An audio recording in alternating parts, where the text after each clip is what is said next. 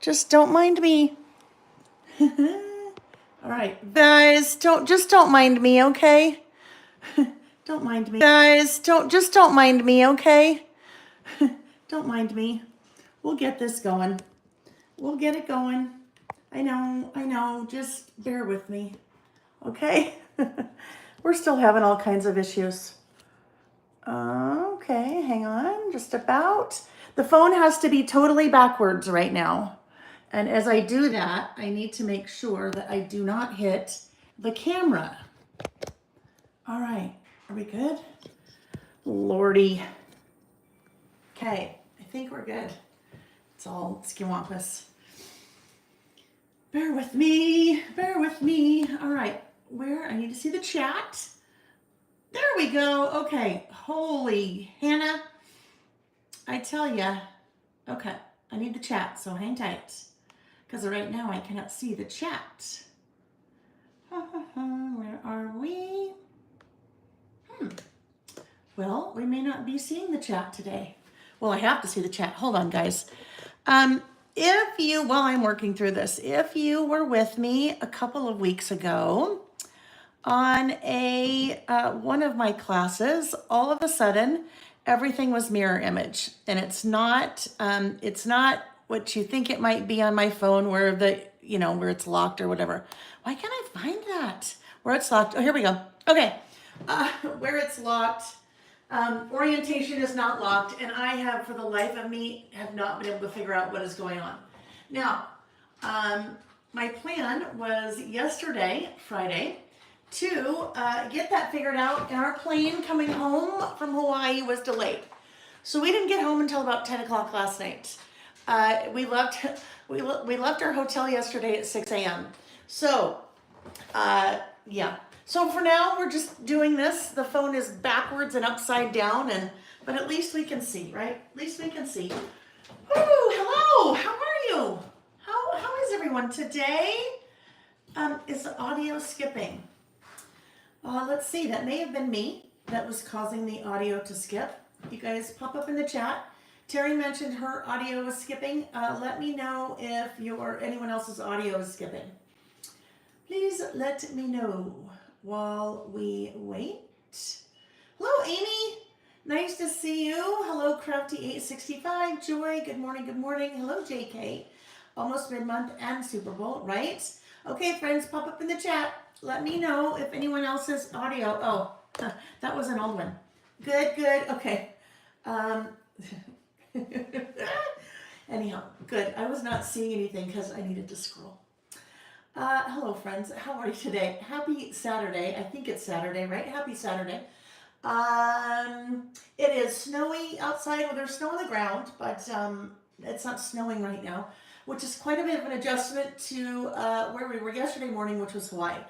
We go annually. I'm very fortunate to tag along with Nick. Nick goes for business every year, and he has a conference there in, hang on, every February, and I get to tag along. So it's hard being his wife sometimes, isn't it? It's hard.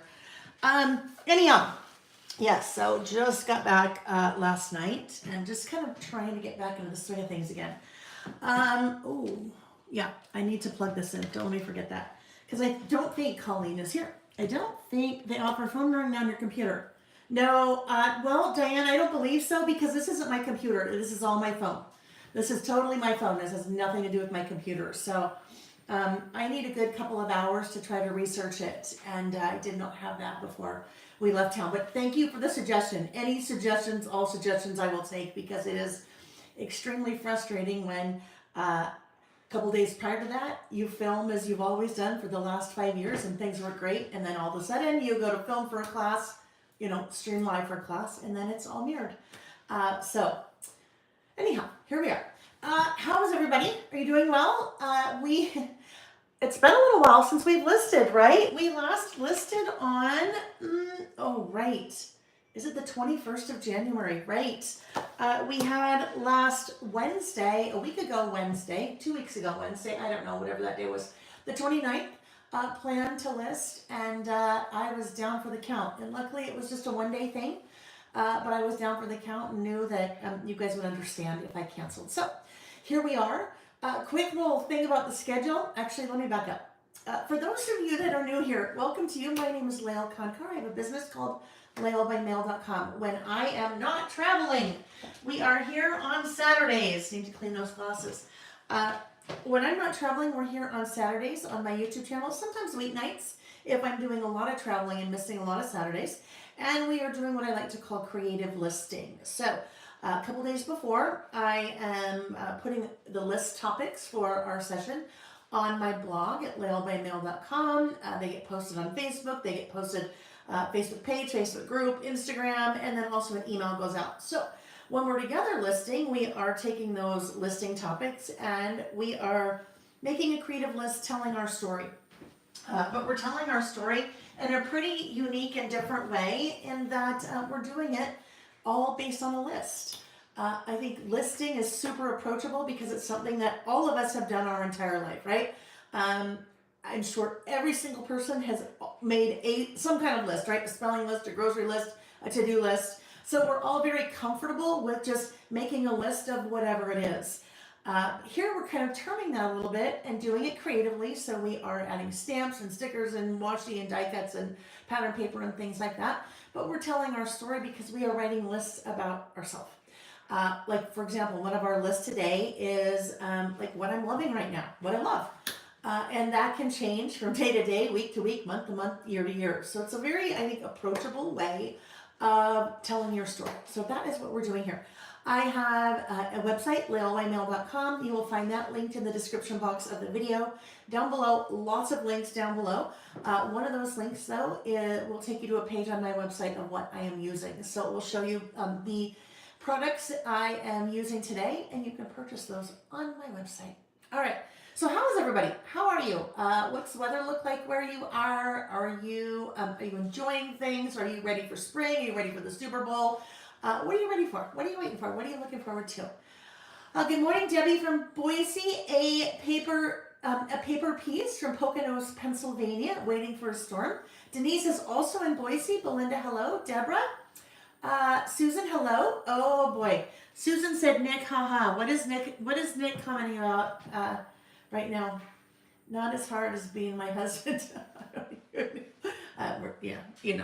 You know, that's 30 years of marriage for us, you guys. It's 30 years in May, so that's what you get, right? That is what you get. Amy, thank you. Amy just linked. If you don't know Amy, love Amy. She's like my right hand, foot, arm, whatever you want to say. All of those things.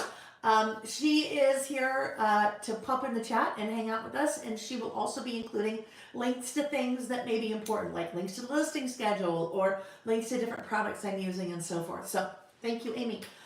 She just linked in the chat the link to the schedule. Let's talk about the schedule really quick because the schedule is a little bit different for February. I am home 10 days in February of the 28. Do the math. I'm not home very much in February. So we're kind of sneaking in listing where we can. So today is February 8th. We're listing today. We will be listing again this coming Wednesday on the 12th. And then we are listing again another weeknight, and that is Tuesday the 18th. All right. And then as of now, March, there are 5 weekends in March, and as of now, we are listing all Saturdays in March, and we'll see. A trip may sneak in there, but stay tuned. All right, okay, let's see. Oh, perfect. Amy also linked to the products I'm using today. So if you are watching live, welcome to you. Always love having you guys live. We always have to have somebody here, right? Because if you guys weren't here, I wouldn't be doing this. And what makes me sad about that is that I get so much out of what we do together, besides just the creative play, because I really call this play. This is 100% play for me. It is not work. And it's really one of the only times that I allow myself, and when I say allow, you guys know what we mean, right? Sometimes we don't allow us to do the things that make us happy. We put too many other things in front of that, but not only do I love when we're together because of the creative play, but I just love you guys and the community and the camaraderie and just hanging out with girlfriends. So yeah, I just love being here. So if you are watching live, welcome to you. If you are watching the replay, welcome to you as well. If you're watching live, pop in the chat and say hello. I'd love to know that you're here. If you are watching the replay, you are able to kind of follow along with the chat. So things that are being linked.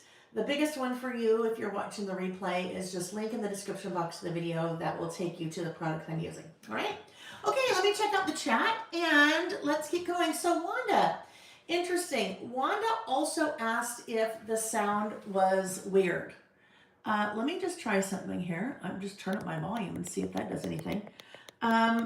Wanda, Terry also mentioned that the sound, sorry, I keep showing you guys up my nose. The sound kind of was going in and out for her as well, but pretty much everyone else that checked in said things sounded good. So if the sound is sounding odd to you, go ahead and maybe go out and come back in and see if that fixed it. Hello, Carmen, Carmageddon, I love that. Brenda, Amy said, or excuse me, Anne said, hi from dark and gloomy Michigan. And Terry said sound is good for her now. You guys, Lord only knows, right? Honestly. Some days I'm like, really? Give us a break. Let's see. Let's see. Hi, good morning, Denise. You're at TM. Hi, Denise. Say hi to Christine and Kelly and the gang for me, would you? I love that. Tracy's treasure is good for you. She's watching while she's on the treadmill. I love that. I am all about figuring out how to spend time on the treadmill doing anything else mentally besides feeling like I'm on the treadmill. So if it's an audiobook or reading or a Peloton class or watching a YouTube live, I love that. I love that, Tracy. Let's see. Dark and gloomy, where Lindsay H is in northwestern Ohio too, right? You guys, it's winter. It is winter, and yeah, I can't wait for it to be over. Hello, Irene from Netherlands. Nice to see you. 111 Renee's from Nashville. All right, friends, I'm going to move the funky camera, and we'll go ahead and get started just because, you know, it's totally backwards for me today. So we're going to just, no spinning, just lowering as I continue to try to figure out this week before we're together again on Wednesday, how to make all of this work. Wanda asked, how was Hawaii? It was great. We had a lovely time. I mean, always. This time was a little bit different. I just plugged in, so we should see no more shaking. This time was a little bit different. Okay, hold on, friends.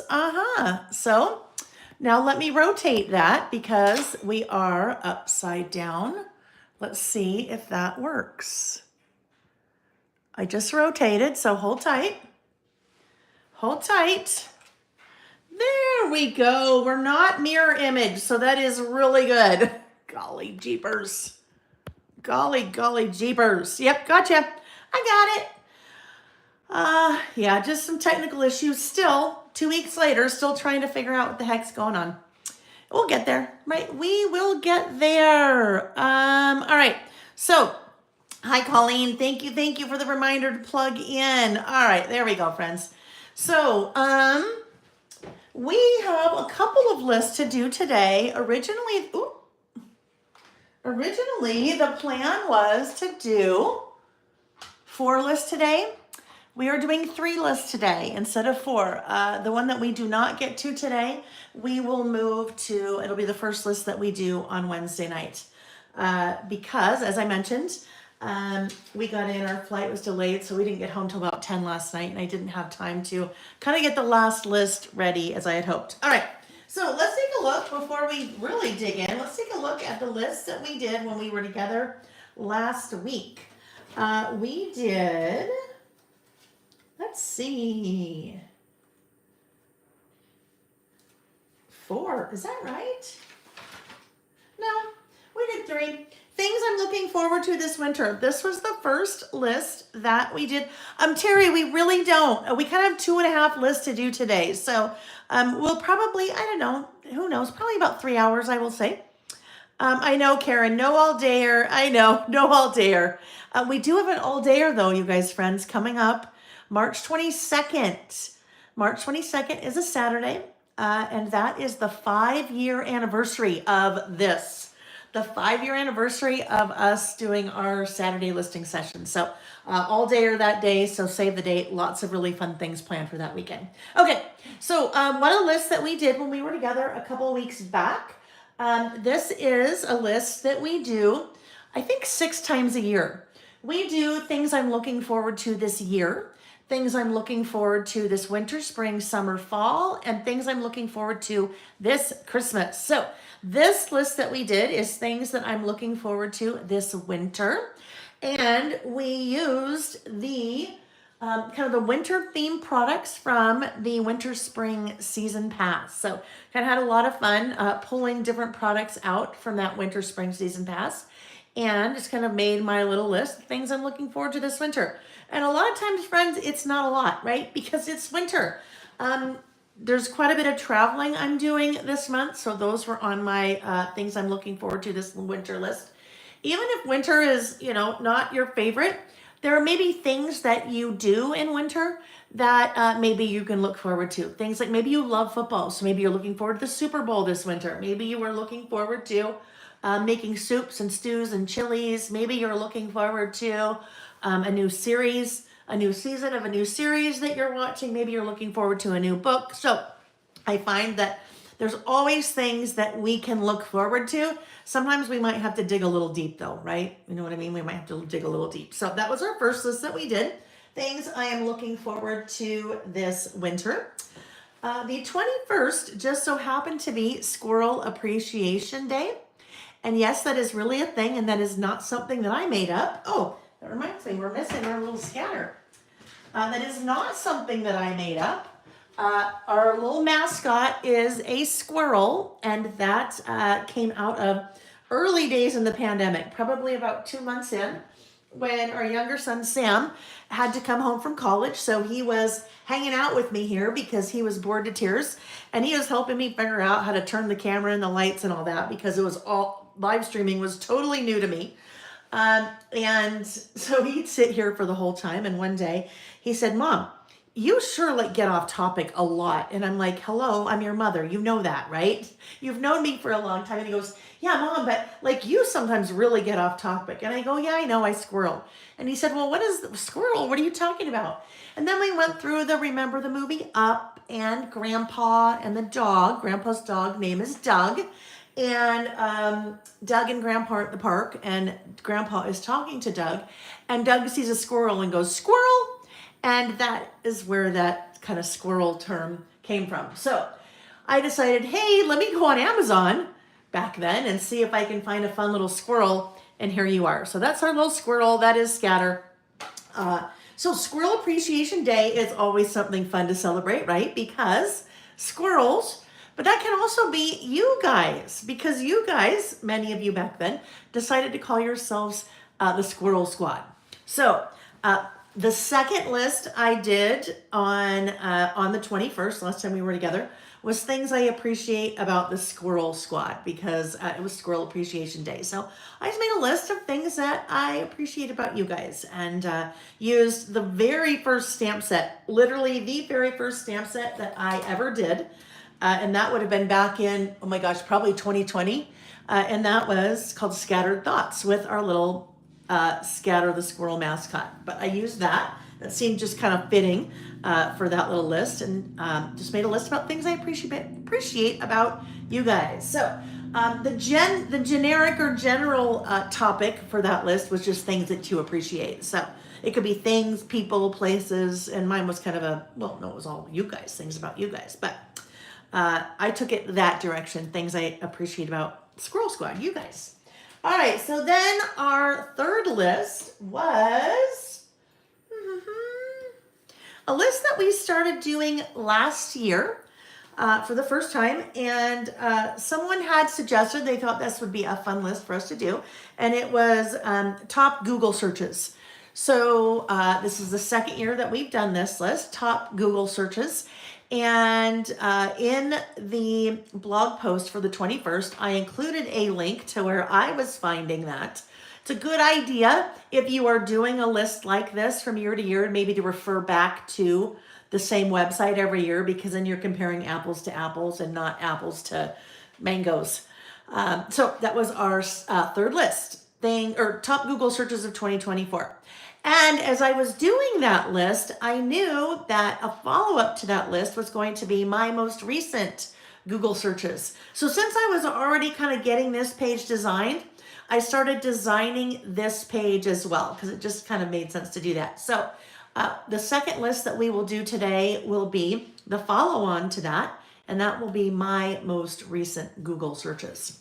All right, but today we are going to start out with a list that we do once a month, and we've been doing once a month for about 4.5 years, and it is called About Last Month.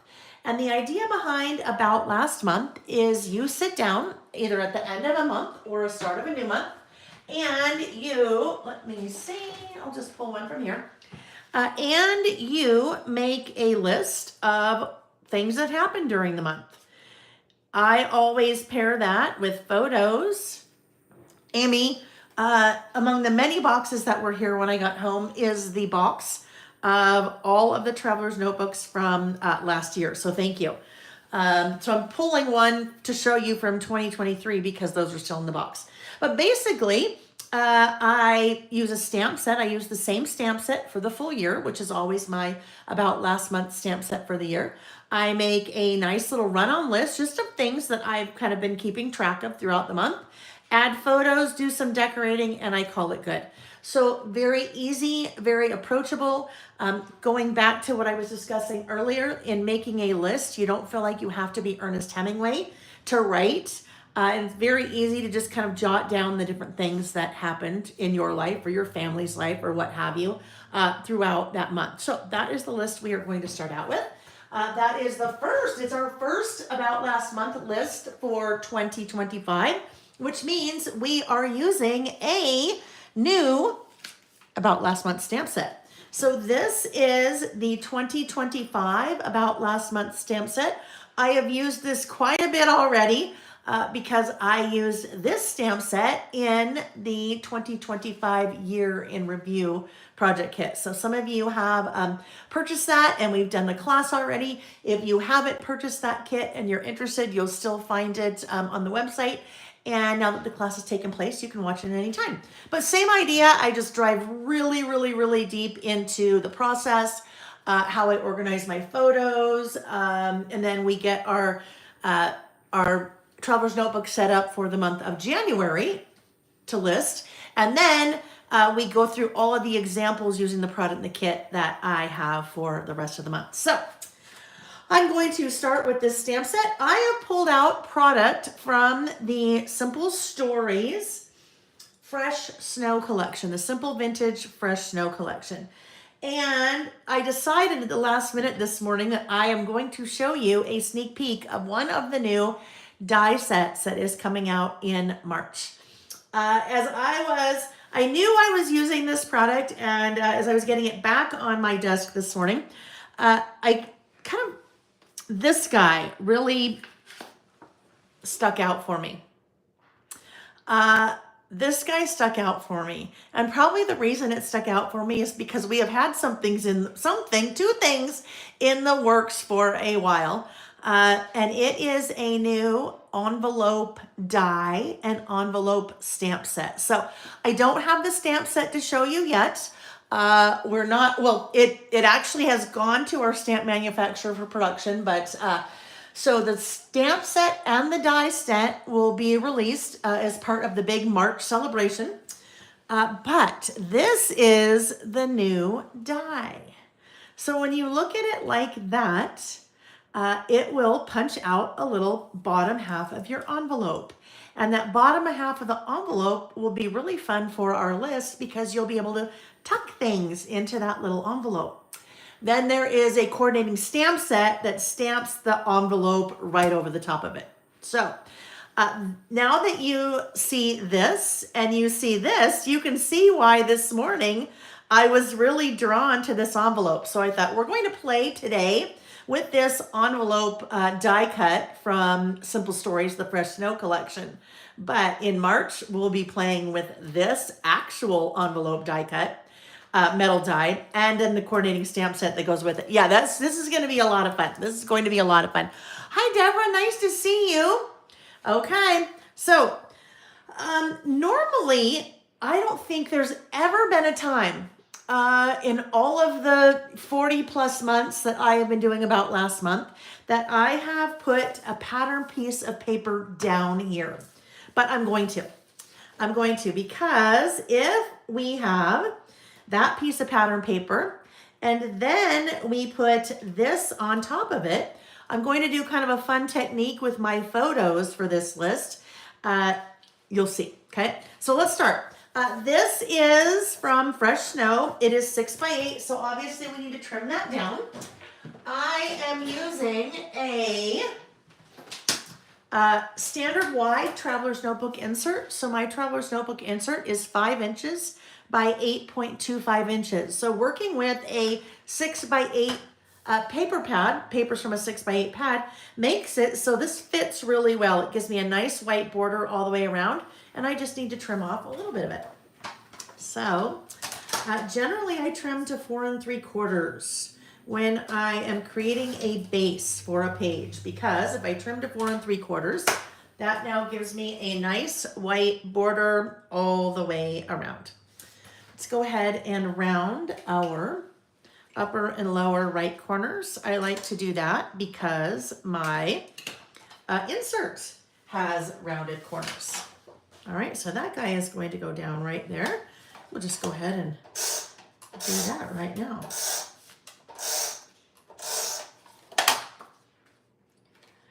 All righty, here's the deal. Even though you may live in Florida or Hawaii or California and the closest you get to seeing snow is on TV, doesn't mean that you can't work fun snow products into your projects. Now, I happen to live in a land where there is snow, so it works. But it's just like you don't have to be taking photos of butterflies in order to use butterflies on a project. All right, so this guy is going to go right down here, and I think I will probably, I don't know. I was going to round that, but I think I'm not. I think we'll just leave it square. I need a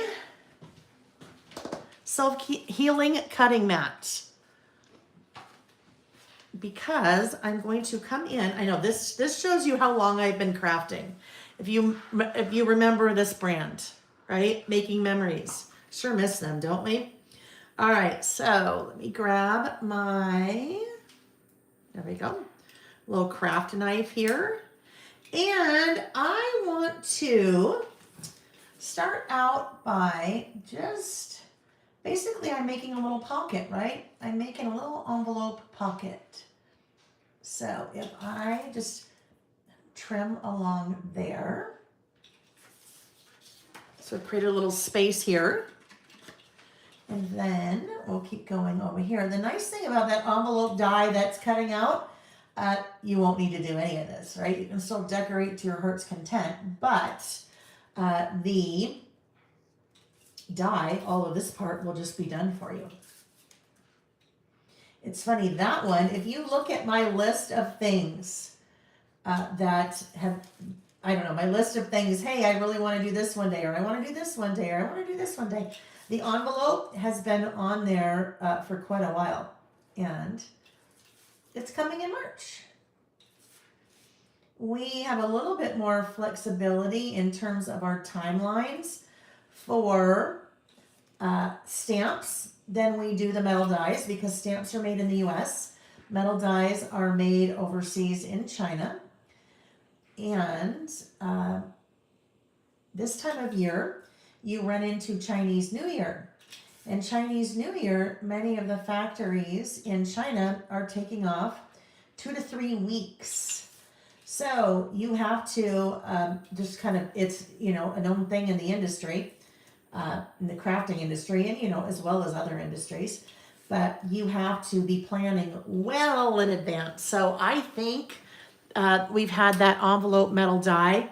I think they came in the same time that the new library card and library pocket dies came in.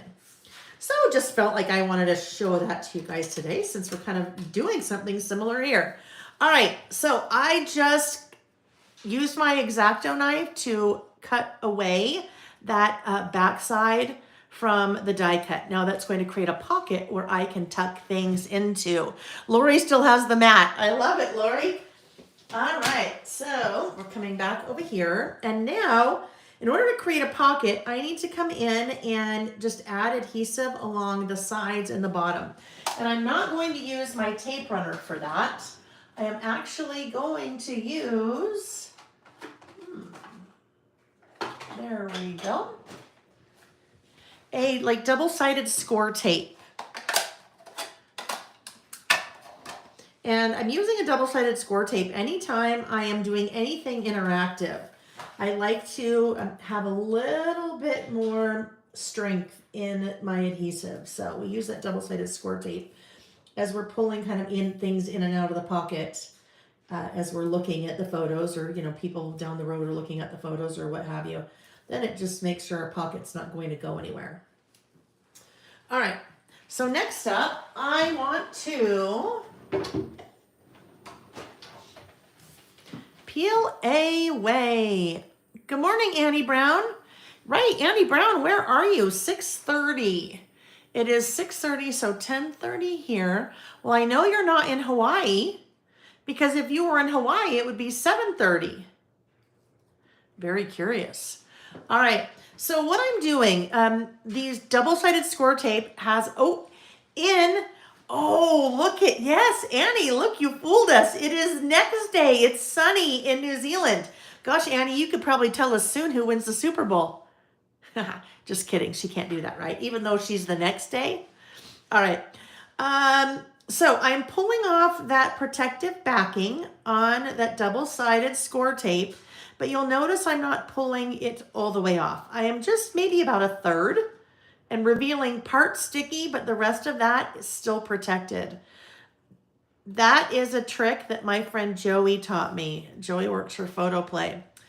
That becomes very helpful when you are going to adhere something like this, because the nice thing about double-sided tape or score tape is that it's really sticky. That's the good thing. That's also the bad thing, because if you set it down and you place it where you think it should go and it's crooked, or you need to move it, good luck.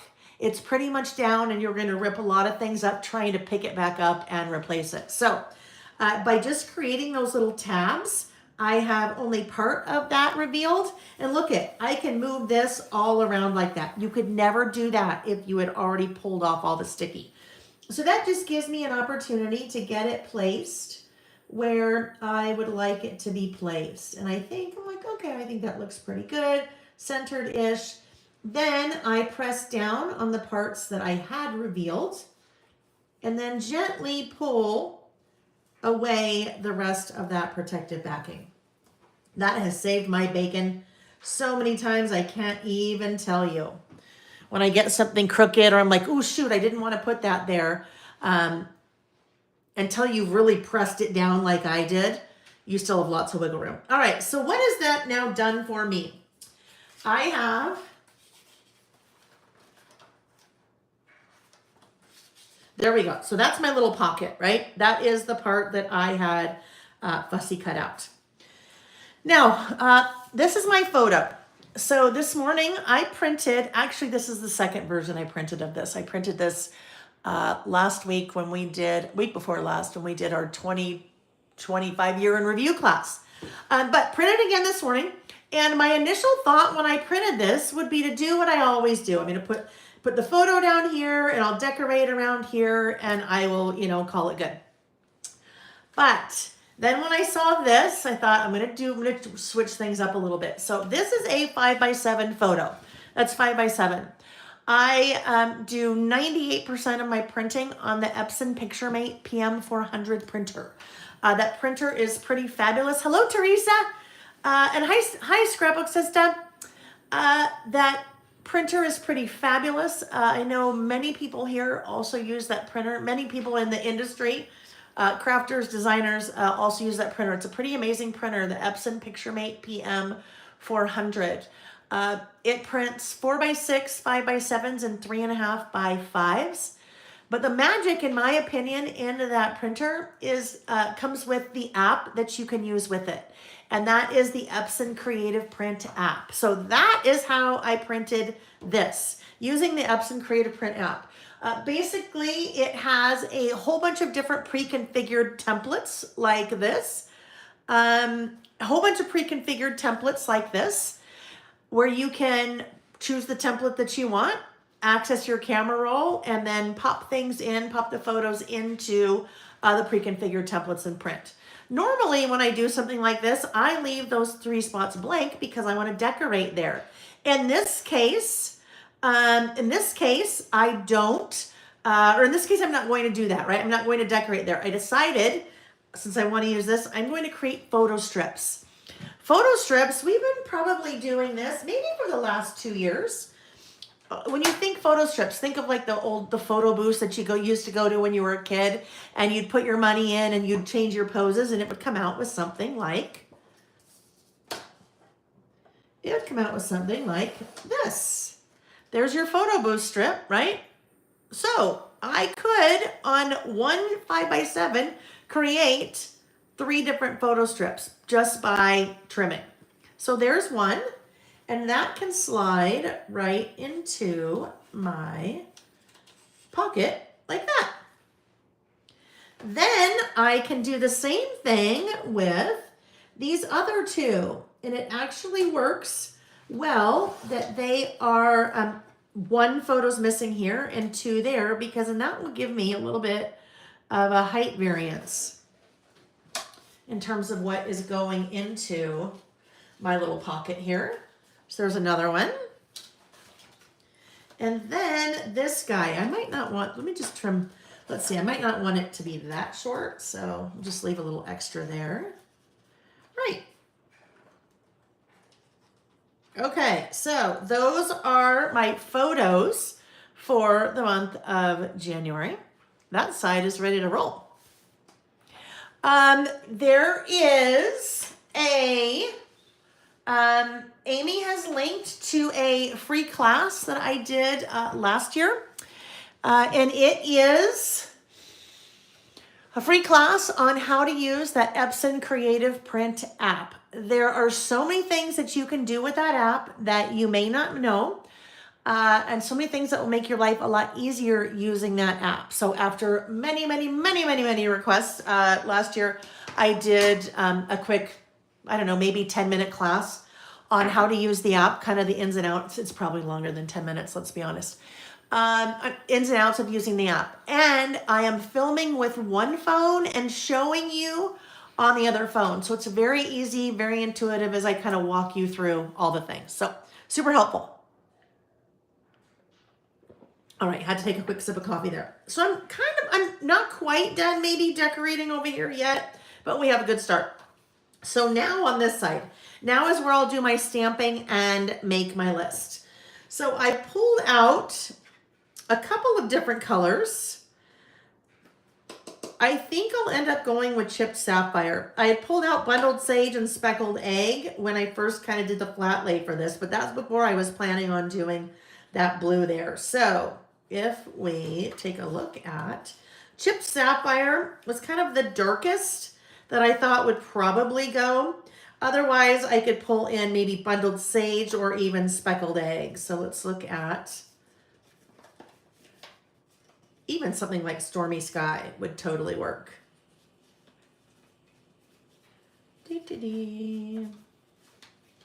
So there's speckled egg. Kind of goes with some of the embellishments, some of the die cuts. There isn't really a mint. Let's look at bundled sage. There really is no mint that Tim Holtz did in the Distress Oxide. So bundled sage kind of works a little bit with some of these things, but then I kind of feel like not really winter. So I'm going to go with chipped sapphire. Start with that. I need a stamping block. With this stamp set, I designed a specific stamping block to go with it. So this is my newest stamping block. It's dirty. This is a 5-inch wide by 1¼ inch tall. So sometimes you have stamps that you need to be a little bit narrower, long but narrow, okay, as opposed to maybe you're just big rectangle. And with this stamp set, with this stamp set in mind, that is how this particular stamping block was born. Now, you don't have to have that. You can use whatever stamp blocks you have. But if you are using this stamp set, you do need a stamping block that is at least 4 inches long. All right, so I'm pulling off January and also pulling off about last month. Now, I mentioned I've used this stamp set quite a lot. Hi, Mom. Hello, aloha. Yes, hello, Mom. Nice to see you. I've used this stamp set quite a bit. I used it 12 or 13 times as I was working through my sample for about last month, or the year in review kit. Why I'm bringing this up is I can feel right now when I pulled this off, this is not very sticky at all. At all. What's happened, and this will happen with your stamps, you're not doing anything wrong, it's just what will happen is over time, they will kind of collect a little bit of dust or a little bit of lint on the back of them. And when they're not as sticky because there's stuff on it, sometimes they won't stick to your stamping block, or sometimes they'll stick to your stamping block, but mid-stamp, they will fall off. So you don't necessarily want that to happen. So what I am going to do, I am going to just put this on backwards. So the stamp side is facing down, and I am going to use my little stamp chamois here to clean all of that stuff off. The smaller the stamp, generally the more problem that is. So for example, like the smallest stamp that we use is one of the bullet stamps. Because there is not a lot of surface area to the back sides of the bullet stamps, if you get any lint on them at all, they will have a hard time sticking. So when that happens, just take your stamp chamois or a wet paper towel and just clean the back, and they'll be good as new. All right, good as new. Okay, so I'm going to start with this guy about last month. And I am putting that with the stamp side facing down.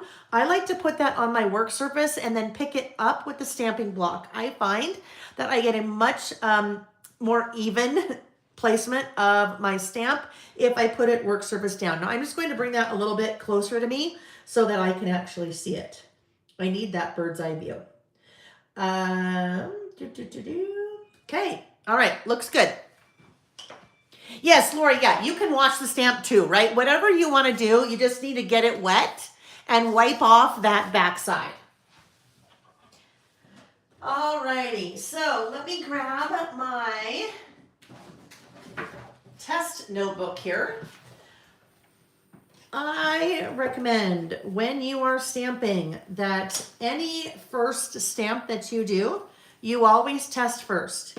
You want to make sure that your stamp is straight on the block. You want to make sure there are no little lints or hairs on your stamp. If you do have a lint or hair on there, it will prevent the ink from sticking wherever that lint or hair or whatever it is. If you're spelling a word, you want to make sure that it is spelled correctly. All of those things you can figure out when you're testing, as opposed to, you don't really want to figure that out when you on your project, right? I'd much rather learn about something like that being off as I test as opposed to over here. All right, so it looks good. I need to obviously add a little bit more ink. As I move over here, I need to think about how tall this stamp set is so I know how far down I want to go. I'm just going to put that down for a second. So I probably want to go there. Just going to make a little mark with my pencil. So someone had asked recently, I think maybe in the Facebook group, kind of can't remember, had asked, where she asked, but she had asked, hey, I'm having a hard time getting my stamps to stamp straight. Do you have any tips for that? Number one, that's the tip I just shared. Put your stamp face down on your work surface and pick it up with the stamping block. That way you can kind of give a little bit more, it's a little bit easier to get it straight because you can get it straight here as opposed to with your fingers on the block. The next one is, if you are using something that has a line, I'm using a line insert, so that's kind of makes it a no-brainer, right? If I look for the line, line it up there. If I'm using something that doesn't have a line on it, then I can take my ruler and a pencil and make a line, right? I can always erase that after, but if I need a line to help keep it straight, I can make a line. The other thing, in my opinion, is if you stand. I find that, well, I stand for anything I do. All my creating, I work standing all the time. But I find standing, I have a better view, so I can make things or sure things are straight. But also when you're standing, you have more range of motion with your arms. So if you sit down, even if you're standing right now, sit down and I'll squat, right?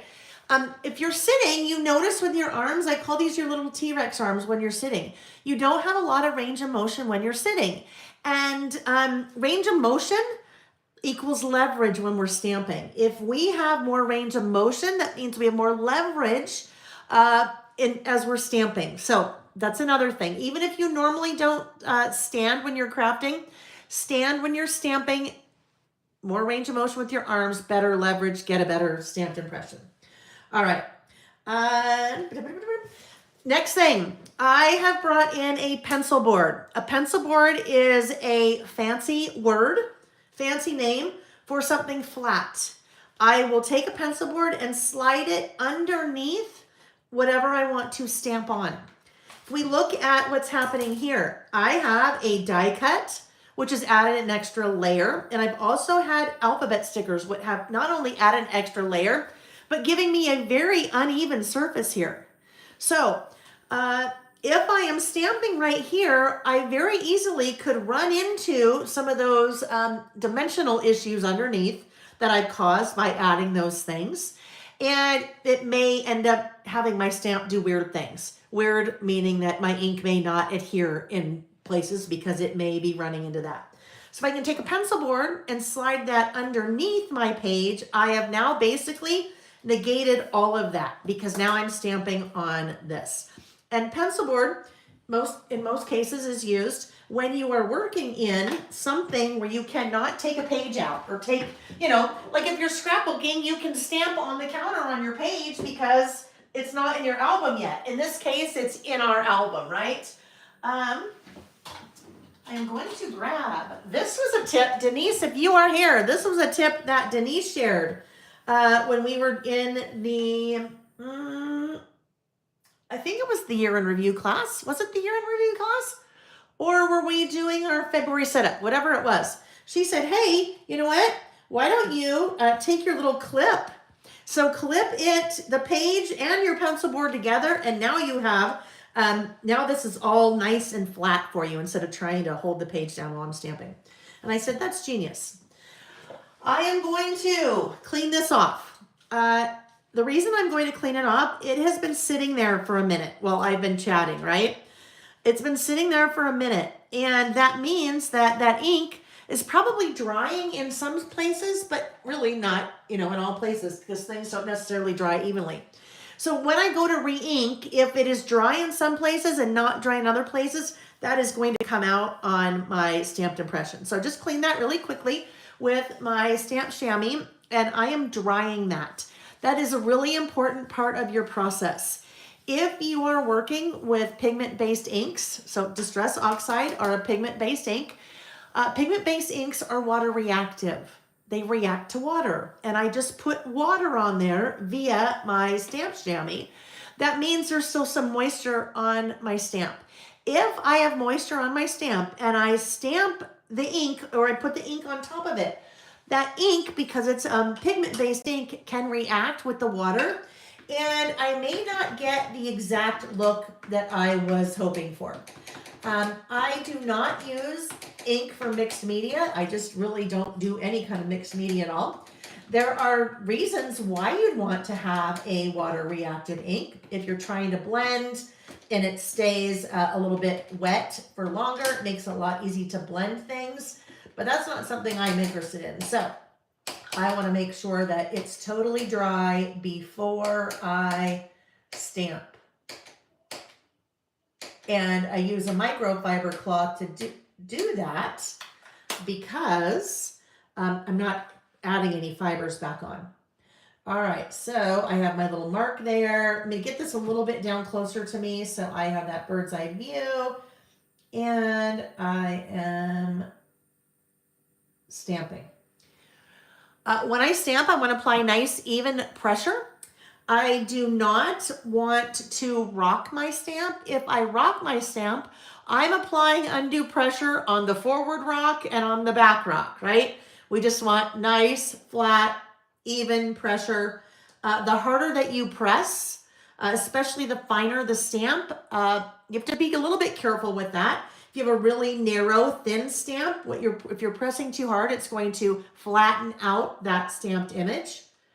Alrighty, there we go. Okay, so I did not quite get enough ink on the M, and that's okay. I'm going to clean this off. Easiest to clean your stamps right after you use them and put them away. I always say it's like your dishes in the sink.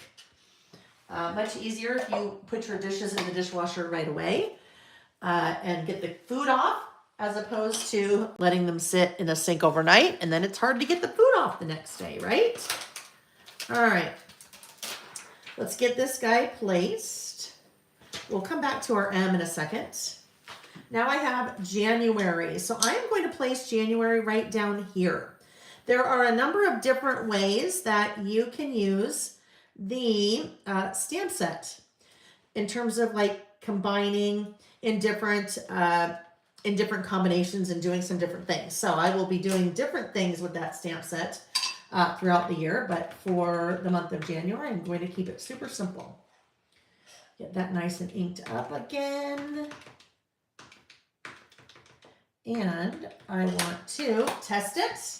The nice thing about if you're doing kind of a not layered, but a two-step, I guess. I'm putting two stamps together.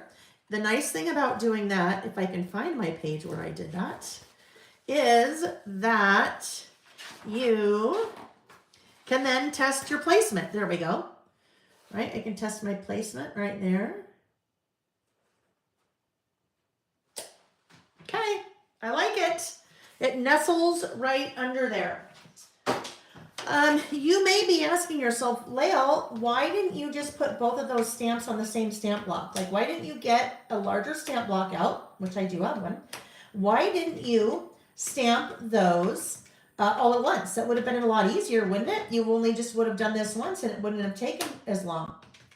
And I say yes, however, I would not be able to control the placement of where I wanted that January to go. And because the January has the little J on top, little dot on top of the J, it would actually prevent me from getting January in as close as I would like. So basically, I'll show you how far down January would have to go if I did that. Now, there's nothing wrong with that, but I really like being able to control the placement of my letters or where I want stamps to go. So that J, see how my J kind of runs into the S? And I did that on purpose. If I had stamped all of those together, that stamp would have probably had to come down about right here. When you consider the extra polymer, extra material that is around the last month at the bottom, and then the extra material that's around the J, it probably would have come right here. And there would have been nothing wrong with that, but there would have been a big weight gap in there, like a big trapped white space. So that is why I stamped those separately. For the most part, even if I'm stamping like a word with an alphabet, letter stamps, I will still do that because I really like to control the placement of my stamps. Let's see. Wanda said, is there a stamp that says this is our story? There is. Wanda, there is a stamp that is called our, here's the story. It's called Here's the Story. So there are, here's the story, and there's also there's one called This Is Us. All right.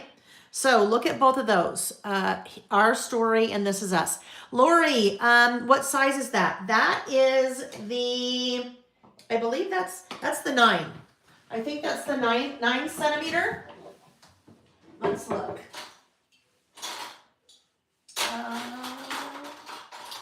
Yes. So that would be the 5.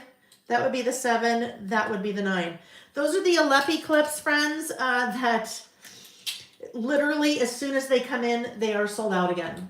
Those are, we import those from Italy, and they are beautiful steel coated, really nice quality clips. They come in many different colors, and there are some that are still in stock on the website. But that's the kind of thing, if you've been waiting for those to come back in, your best bet is to go to the product on the website. If there's a particular color that you want, or colors, click on a little button on each of the colors that says notify me when available. And as soon as they come back in, we always have those on order. Literally, almost as soon as the order comes in, we're placing another reorder, just because they just take a long time to get back in stock. Yeah, we've been carrying them. Gosh, we've been looking for them for a while. It took Amy a while to figure out how to source those. But finally did, and yeah, they've been super popular. They're just a beautiful, nice quality. There's a really small company in Italy that makes those. All right. When you're stamping, good idea to have a damp paper towel or baby wipes that you can clean your hands with before you continue, because I have blue ink all over my hands, and I would really like that blue ink to not transfer to my project here. Right, I really don't want that to happen. Okay. Amy just linked here's the story. A paper piece just said, anyone else not up to January yet? I'm on November, but I'm plugging along. And you know what? A paper piece, all in time, right? As long as you've been taking the photos and making some kind of list somewhere so that you know when you do get to January, maybe it's March or April when you're doing January. As long as you have photos and the information, you can do it anytime. It's funny. Usually that my year in review kit, and I buy enough. I make enough. I buy enough product. We make enough of those kits to last usually through about mid-year, because people are starting that project at all different times throughout the year, especially if maybe they're new to me and haven't been exposed. That doesn't sound like the right word, but you know what I mean, to me prior, and maybe mid-year they stumble upon me and they're like, oh, I love this idea of the project, and they are buying a kit mid-year, or decided to do this mid-year, and then coming back, kind of working backwards. So my biggest tip there is, my eraser go, is just make sure you're taking the photos and then somewhere jotting down the different things, that need to go on your list. All right, so we had a couple snowflakes here. So this little spot is either designed to put some kind of little icon or stamp, or as I'm doing here, I've got a couple of different little die cuts. Maybe we'll layer a couple of things there. Like that can go there. Or on that stamp set, you also have 2-digit months. So you can put the 2-digit month right there. So if I'm putting 01, I could say 01 about last month. I could still add January if I wanted, or maybe not add January at all. So some different options. The other option is, after I did the very first stamp set, probably in 2021, for about last month, I had a couple people say, hey, would you give us an alternate verbiage for about last month? And I said, oh, sure. So month in review. You always have two options, month in review and about last month. But I just called it about last month ever since I started doing it in August of 2020. All right. Let's now, do I like those things there? I think I like those two things there. I think they work. Let me grab a little bit of highlighter tape. Once I kind of get those where I like them,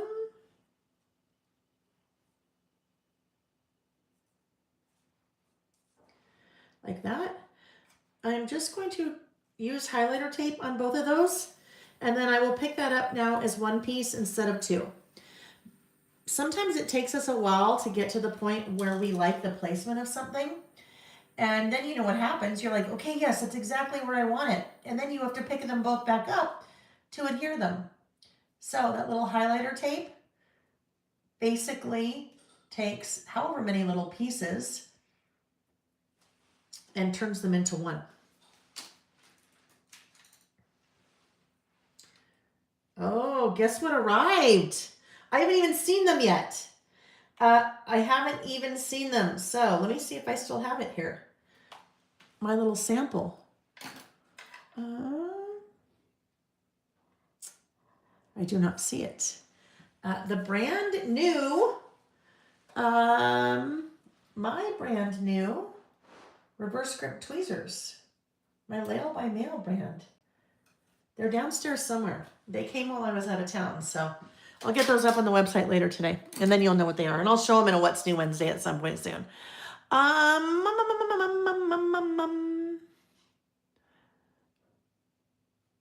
Oh, I love it that you guys are sharing. I love that you guys are sharing, kind of giving Paper Peace some encouragement, and then also some ideas on how to, if she is not behind, right? If she is, yeah, well, she's on November, right? She's just got, that means she has more things that she can work on later. You're giving her tips, which I love. All right, so let's do, I thought I unloaded, so hold on. Bear with me one second. I did take some things with me to work on while I was out of town. And because we got back so late last night, not everything is unpacked yet. So let me see where.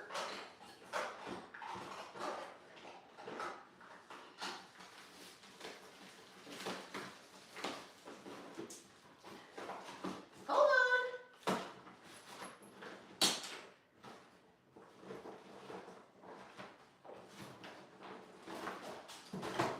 Why isn't that in there? Well, I'm not sure where that is. Where's my little ruler? Where's my little metal ruler? I did unpack some things this morning. All right, let me just grab another little ruler here. We'll grab this guy. All right, so I am going to take my little Sharpie here, and yeah, the highlighter tape is awesome. Kyla, yes, that was a quickie glue pen. So you'll notice I didn't use my tape runner on those two little die cuts because they're small and they have points, and sometimes it's hard to work with your tape runner, whatever adhesive that you're using. So you'll see me a lot of times use a glue pen when I am working with smaller die cuts. Just a lot easier to get into those little points. I also store it upside down, just so gravity. All right. Okay, so now we're just going to do a little bit of an underline here. Let's see how we want to do this.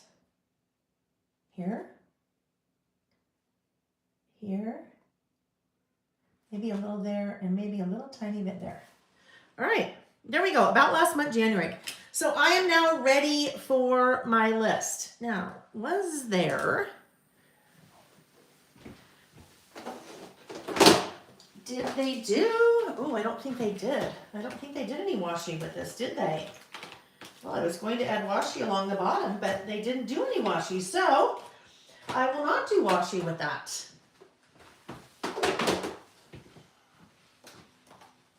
Maybe I will add, let's see, too big to go over here, and that's way too big over here, right? But I did want to add something along the bottom. That's too much there, way too much going on. Oh, I know. Let me look at the, did they do a sticker book with this one? They did not do that either. So Simple Stories is starting to play around a little bit with some of the, with some of their products. So they didn't do, I don't think they did a sticker book or washi with this. That's all right. We'll figure something to go down here. We will figure something. So I could create some faux washi. Right, Carol? Right? So I could create some faux washi. So this was the piece that had cut out from over here, right? So if I just trim this about the height width of a strip of washi, right? And if I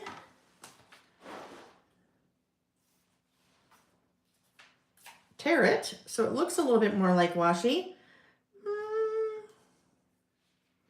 if I do that, then I would like something to go down here. Let's see, what if we do,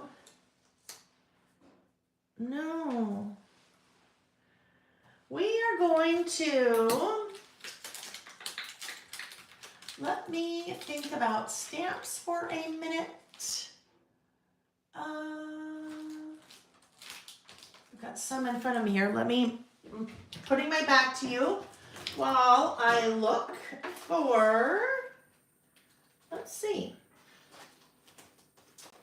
Where is All Smiles?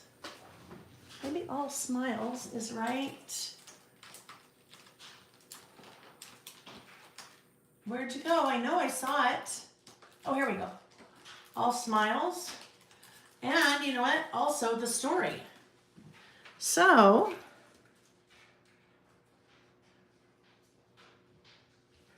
All Smiles. Maybe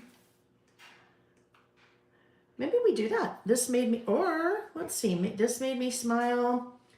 Living my best life would work. Maybe we'll do that. Living my best life, enjoying this. All Smiles is a good kind of generic one to use for lots of different things. There we go. That's a brand new one. We don't want the brand new one. All right. Living my best life. That looks good. We're just going to put this little guy right down there and we will stamp it in the same color. I don't think I'm going to do that. Unless, all right, let's try one thing. Need a little stamping block now. I'm going to swap out this stamping block for a much smaller stamping block. When it comes to stamping, I am a firm believer in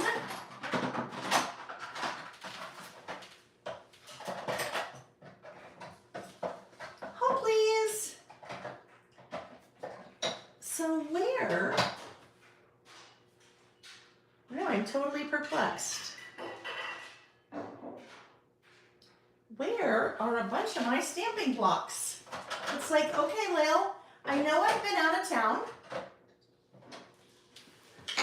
Okay, you know what? I hate to do this again, but now I have to because I've got now I need the stamping blocks that I am not finding. I know where they are. I know where they are. They are.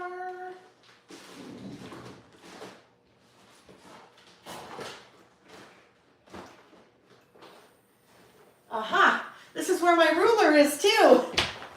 This pouch.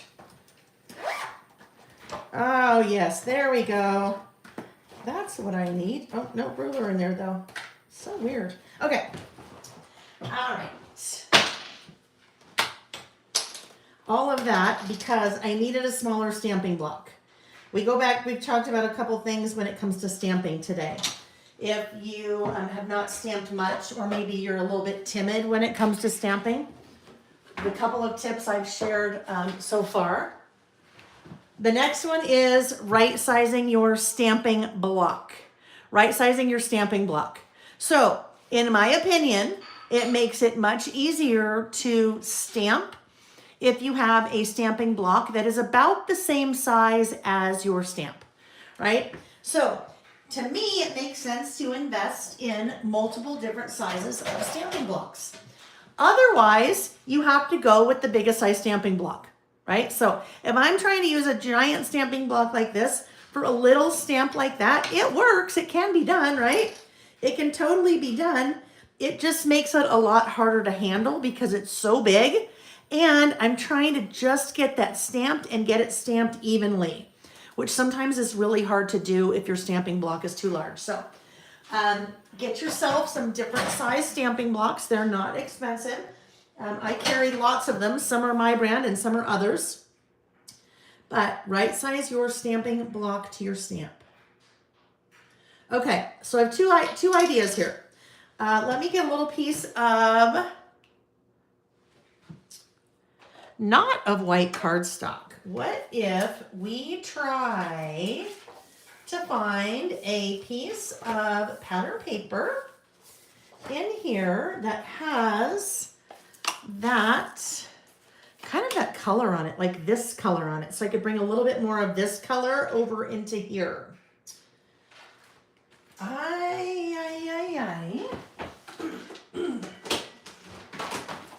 Let's look and see if there's one of these in the paper pad. And of that color.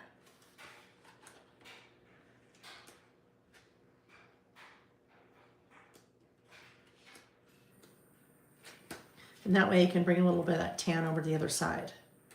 So, looks like not really, but I noticed this card.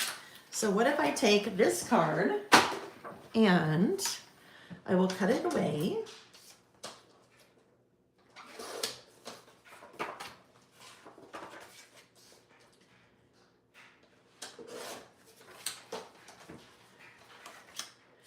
And stamp using chipped sapphire again. Whoopsie.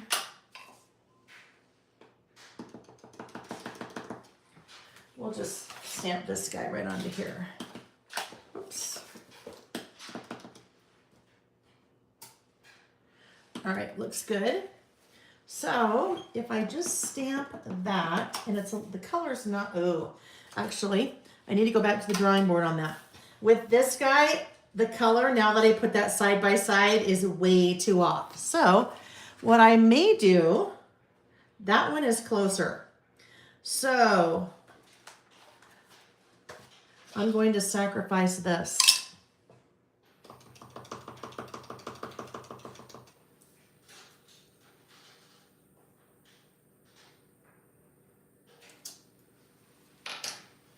That chipped sapphire seems like it's getting a little bit dry.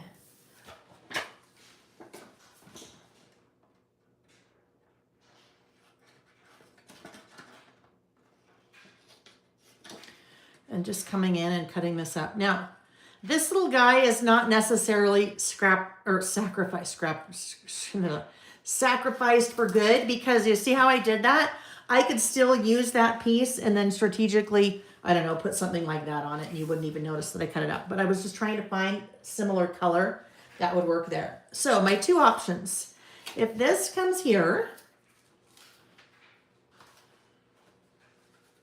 my little, where did it go? Oh, here it is. Oh, that's not it. Was this it? No, that was the piece that was left over after I cut it. All right, what happened to my little, where did my little strip go that I cut? It's not that. I picked it up somewhere. Oh, here it is. There we go. So we could do that. And then this could go here. Living my best life. Sure, why not? Let's do it.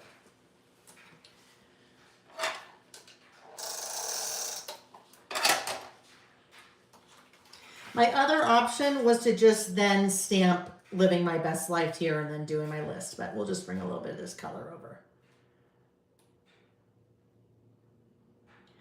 All of the things that I use, everything I use, there's really only two things you need to do what we do. Only two things. One is something to write with and one is something to write on. Everything else is just fun, right? Everything else is just fun, things that I have that I'm pulling that I want to play with. But really, all you need to list is something to write with and something to write on. You could have a little spiral notebook, and at the end of every month, you just make a little run-on list of the things that you did that month. That is no different than adding all of this stuff to it, right? Because the whole point is to document it. Doesn't matter how you do it, doesn't matter what you use to do it, but really it's just doing it. So all this stuff is just fun stuff to add, right? All right, so now I'm ready to make my list and I need a little bullet stamp. So I am going to go to probably Bullets and More 2. I have a little snowflake. Bullets and More 2. This little snowflake stamp, little teeny guy. When we talked about right sizing your stamping block, that also goes out to this guy. All right, that is a little teeny, where's my camera? Little teeny tiny stamp. And again, if I only have one stamping block, it's gonna make it really difficult to use that little stamp if I have my giant stamping block. So that's what the stamping stylus is. The stamping stylus is a stamping block. It is a long cylindrical stamping block that you put your little stamp on the end of. And that now makes it very easy. This is probably, I think, the easiest, those little bullet stamps are the easiest stamps to stamp with because of this. You're so comfortable holding something like this because it's just like holding something like this with that you write with, right? Someone emailed me earlier this week and said, hey, I am having a heck of a time getting my little bullet stamp straight. What's the trick? And I said, oh, the trick is, and she said, I have the stylus. And I said, oh, the trick is this little sticker on the stylus.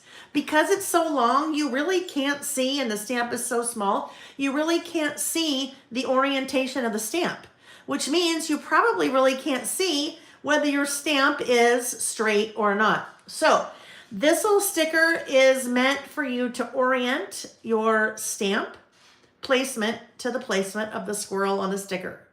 So that even though you can't see this, you can always see this when you're stamping. You can always see where the squirrel is. So if you are making sure that the squirrel is in the same position every time, your stamp will be in the same position every time. Easy peasy. All right, so now it's a snowflake, so it's really not going to matter because there's really no right or wrong direction for our snowflake. But there we go. How easy it is to stamp those little bullets with that stamping stylus. Okay, so now we are ready for our list, and we'll start out with our first little snowflake.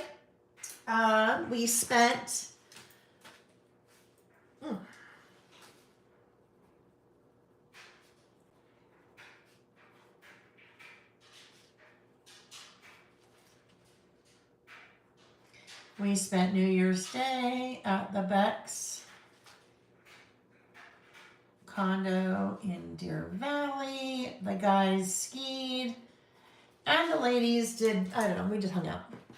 We hung out and chatted and had a nice comfy cozy day. We had dinner. Our friends, the Petrowskis.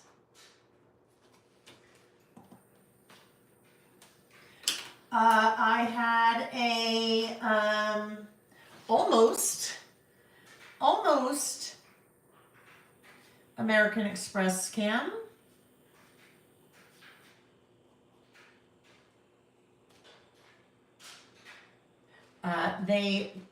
Someone called from American Express saying that my card had been compromised, and did I make this charge in Abu Dhabi and then these other charges shopping in Abu Dhabi? And I'm like, yeah, no.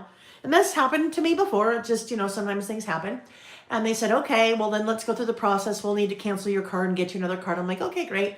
And I don't know, I just started getting a really weird feeling. And I'm like, so how come I didn't get a text? Usually I get texts saying, are you making this charge? And then if you say no, they know it's fraud. And I'm like, well, I didn't get a text. And they said, oh, we've been working on our system, but whatever. And I'm like, okay, a little bit of a red flag. And so we keep going. And so this is your address. Yes. And okay, these are the last four of your card. Yes. All right. And then the guy says, so what are the numbers on, what are the 3-digit or 4-digit numbers on the front? And I'm like, what? Why do you want to know that? Well, we need to know that to verify. And I'm like, hold on. I'm like, this is not, there's something here not right. And kind of went through the roundabout with them for a while. And the guy said, okay, I'll have you talk to my supervisor. Supervisor comes on and he said, okay, let's take a look at your account. All right, we're going to look at your last 5 transactions. And he reads them off one by one. And they haven't even gone through yet. They're pending transactions. And he reads them all off one by one. I'm like, okay, this is for sure American Express because only they know that.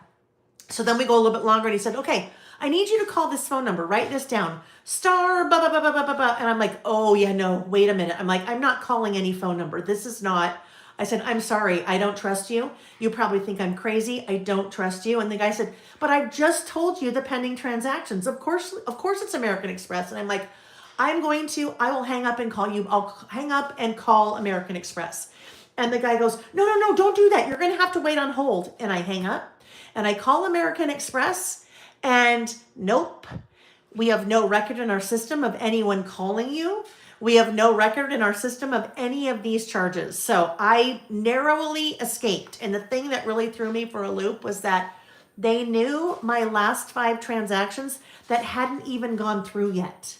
And when they called, it said American Express. The phone number they were calling from, I Googled, it was American Express. So I tell you what, you can never be too careful. Just, you know what, they call you, say, you know what, that's great. I will reach back out to American Express. Because that could have gone really wrong. And I had the red flags, but they had information that they really shouldn't have had. And when I talked to American Express, I said, how do they have that information? And he said, we have no idea. Yeah. So anyhow, yes, almost, well, it was a scam, but I almost fell for it. Yeah, public service announcement. Do not. Just you say you call them back and then you go look at the phone number on the back of your card and call them back. I know, right? It's horrible. It is horrible. People, if you put so much effort in trying to be evil and scam people, if you put that much effort in doing for yourself, then I bet you'd do pretty well for yourself, but no. Okay. Yeah, that's my public service announcement for today. Okay, next up, we had lunch for Karen's birthday. And so really, it is just a run-on list. And when I say run-on list, it's not a numbered list. It's not a vertical list. I am just writing thing after thing after thing and then putting a little bullet stamp in the middle or in between each of my things. Just to differentiate them, started habit tracking again. That is so good for me. I know. For me to habit track, I just get so motivated by that. And then I want to check off the boxes or X the boxes. So then I do the habits. That's the whole idea behind that. But gosh, does it work well for me. Oh goodness, yes. We finished designing the spring summer season pass.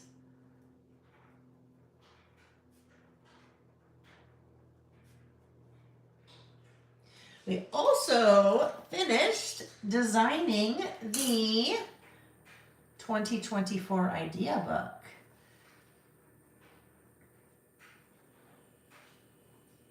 Which, by the way, Amy, I heard from Josh yesterday, they have the printed proof all ready for us.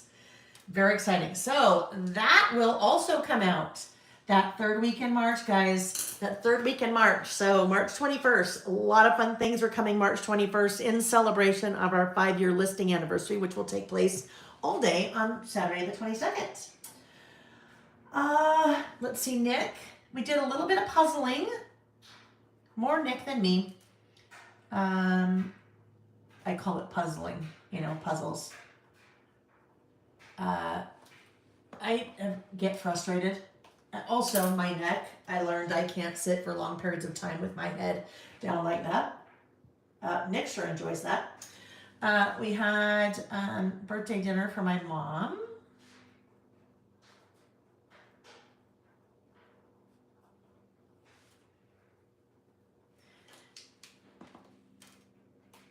And, oh yes, I have a brand new product designer now working with, and I'm talking with another one. And if all goes well there, that will be 3 new product designers. One is a new stamp. Someone we're working with on the stamps, so very exciting.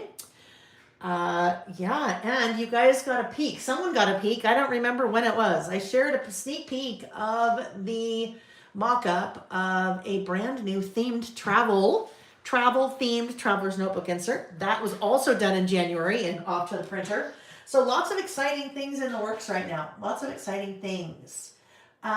We did a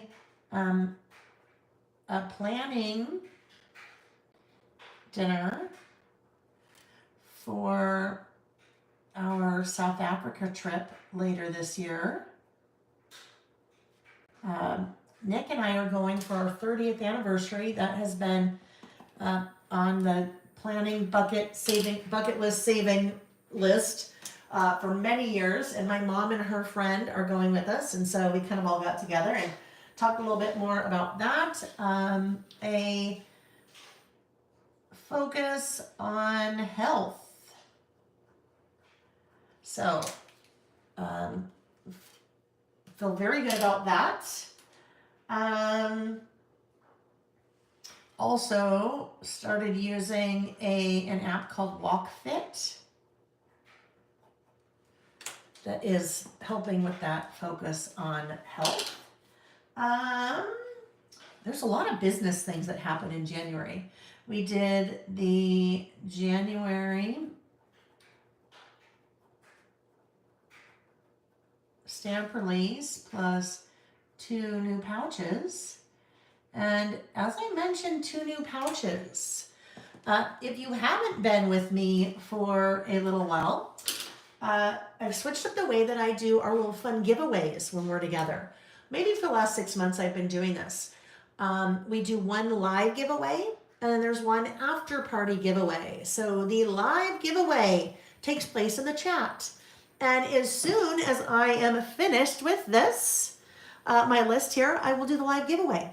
So, yes, WalkFit. It is called WalkFit, and you enter in some information about kind of your fitness goals and things like that, and it will create a walking program for you that if you adhere to it in that amount of time, then things should happen.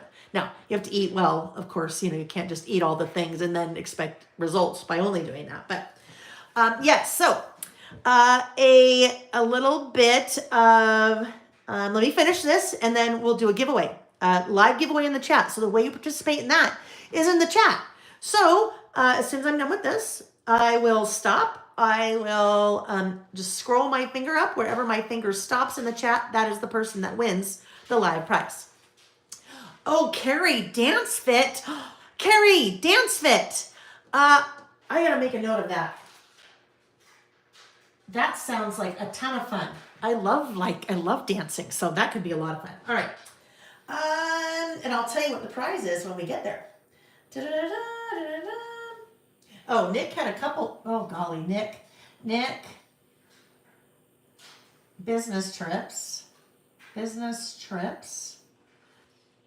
to Florida and Arizona. We both have so much travel this month. He was home for 1 day in 14. He was gone for, I think, 6 days, business trip in Arizona, was home 1 day, and then we left for Hawaii, which was another business trip for him. So lots of travel, lots of good travel. I had my annual visit with my doctor. And then 2 weekends ago, I did the annual, Eddie's retreat. in San Diego. Lots of laughing and crafting just for me. I was not teaching. Was not teaching. Just there to play, which is kind of a fun thing. Anyway, so that's my January. How many states have I been to? So Louisa, I'd have to look.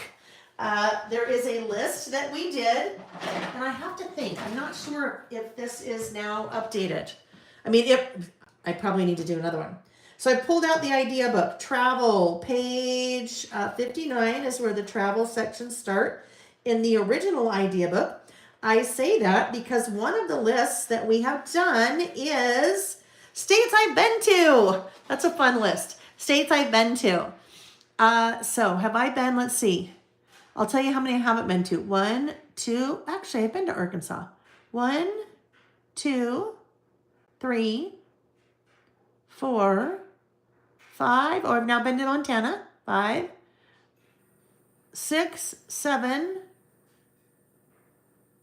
8, 9, 10. I haven't been to 10. 10 of the 50. 10 of the 50, Louisa. But that was easy because I could go back to that list. That was one of the lists that we did in 2020. All right. So now that I have finished that list, I am going to stop. And wherever my finger stops, that's really funny. It stopped at Amy. But Amy, I'm sorry, you're not the winner. I know Amy doesn't need this. This is funny. A paper piece. Your comment was right before Amy's. And truly, you guys, it is. I literally just scroll up and wherever my finger stops, it stopped on Amy. So a paper piece. You are receiving. You're a loser. And I just know Amy also does not need these. Amy has many of these. So paper piece, guess what you win? You're winning all 4 of my craft storage pouches. So the 14 by 14 with the double zipper. The double zipper makes it kind of like a little kangaroo pouch in front. There is a 13 by 13. They all kind of nest. There's a 13 by 13, a 7 by 11 and a half, and then I think this is like 5 by 9 something. So yes, fun prize. So a paper piece. Congratulations. A paper piece. The way that you claim your prize is send an email, please, to lailbymail@gmail.com. And yes, thank you, Louisa. Yes, Amy is a winner in our book. Absolutely. Send that email to lailbymail@gmail.com. Please, in the subject line, put winner storage pouches. Sometimes you guys are really good about emailing me when you win, but if you don't tell me what you won, then it's really hard for me to go back and figure out what you won. So it's not hard. It just takes a lot of time. So paper, please. Please let me know. Email me. And we'll, in that email, also include your mailing address, and we will get that sent out to you as soon as we hear from you. Thank you. All right. There is also another prize that we will do. It's an after party prize. So after party prizes take place after we're done, after the live is over. And when we do that, anyone can participate. They didn't have to be here live, and because you guys were live doesn't mean that you can't participate in the after party prize. The way that you do that is you leave a comment on the video when it is over. And before we are together again on Wednesday evening, I will draw that after party prize, and that person will win the same thing, the 4 storage pouches. So if you are not familiar with those storage pouches, they are pretty awesome. They're extremely popular. They're very useful. So I think if Amy hasn't, Amy, will you link to the storage pouches so people can find those easily if they would like. All right, guys, so there we go. That is our About Last Month list for January. I feel like I need one other little thing. I'm not quite done yet. I feel like I need just one little thing to go right here. It's just kind of plain right there, so we need something, not that. I need a little word. So let me just get these little guys put away. And I will get a smaller word, or maybe we need a little snowflake somewhere. We'll see. I'll leave that little snowflake. It's a beautiful collection, and that is the Simple Stories, Simple Vintage Fresh Snow. All right, let me get rid of all of these little guys so we can clean up and be ready for our next list. Oh, I know what I was thinking about doing. I just remembered when I saw that.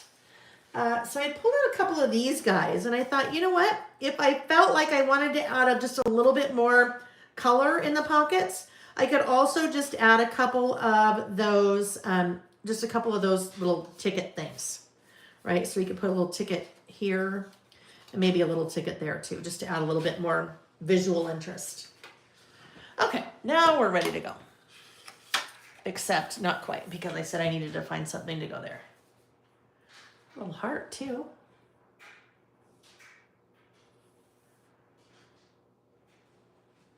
Maybe we'll add that little heart.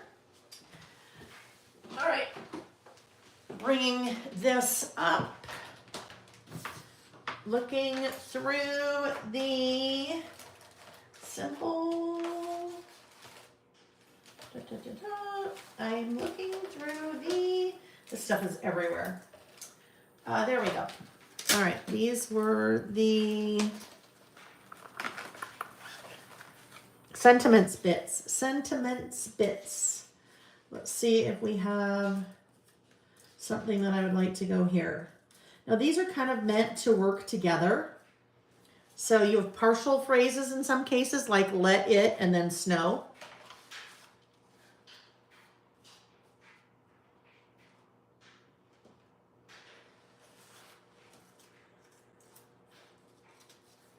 Winter. Winter works.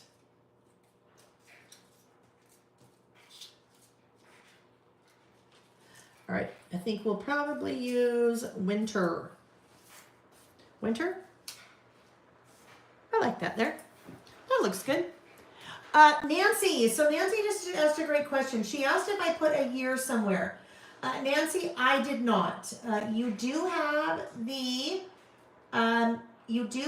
year stamps on that stamp set, but generally I don't do that because in this particular Traveler's Notebook insert, all of the lists have the date on them, so I just know. But you absolutely could do that. Certainly could do that. Or I could just, write it in a little corner or something. We're going to add this little snowflake too.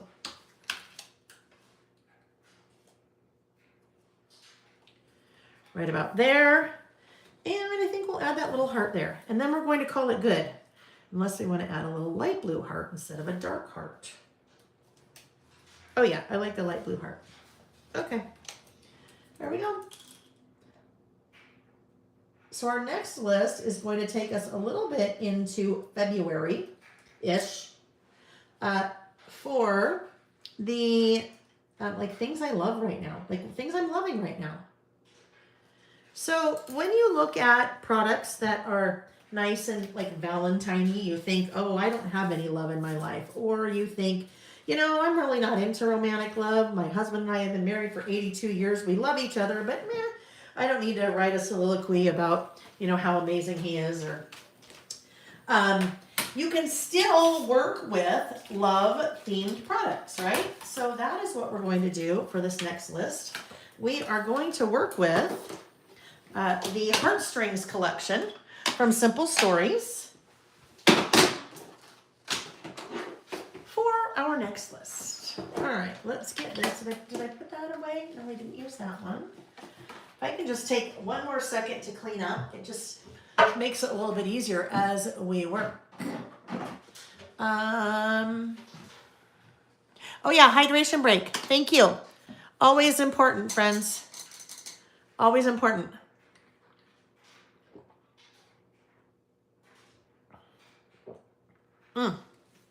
Okay, there we go. All right. Especially after being on an airplane. Oh my gosh. So we flew from Honolulu to Seattle, and that is about a 6-hour. and then we got delayed. And then it's about an hour and a half, 2 hours from Seattle to Salt Lake City. So you just get super dehydrated when you're on the airplane, when you're flying. So reminder, drink your water, drink your beverage, whatever it is. Okay, let me put those away, and then we are ready for our next one. All right. So next list is, and someone said earlier they loved that font. I do too. That was, we worked with that font in a couple of different areas, and I thought I want to use that for about last month for 2025. So there we go. All righty. So we are looking at our second list, things I'm loving right now, but I'm going to change the name of mine. It's just going to say things I love right now. So let's look at this guy. Other than what I'm going to do for the title, I really have no clue what I'm going to do. So sometimes I have a really good idea of what I want to do, and other times it is just cold. So I'm just looking at what we have and going from there.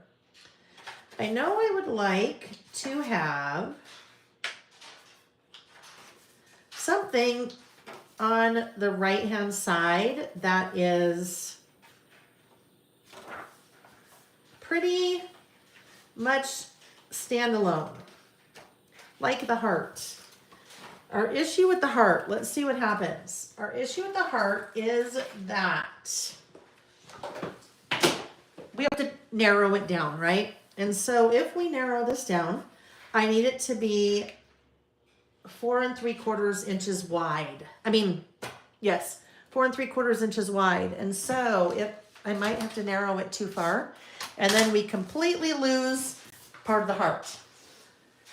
But if I were to maybe do something like that, where we just, like, part of the heart bleeds into over here.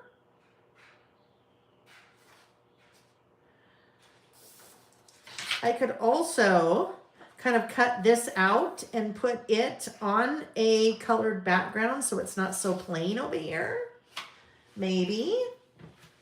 Let me bring this back up again. All of this is dumped out too. Oh, why is that in there? That's funny. Let me pull this. This was also part of what I would have done yesterday, had we not been delayed, was to have a little better idea of what I wanted to do on this guy. But we're just going to wing it. We're just going to wing it.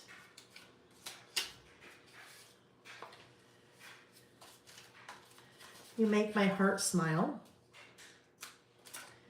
That's a lot there. Ooh, but maybe in the center. All right, so what if, I'm just gonna do this. We'll see. Hopefully we like this. We are basically just going to turn this into a giant die cut. Instead of having that cream colored background, I feel like we need it just to have a little bit more, just a little bit more something that'll stand out a little bit.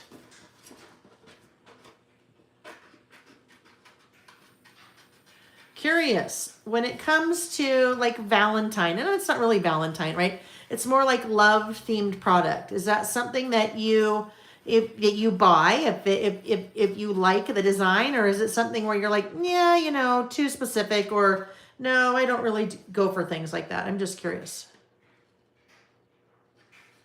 All right, so we have this guy. Now, what happens if it just is a little bit cut off? I think we're going to have to do it.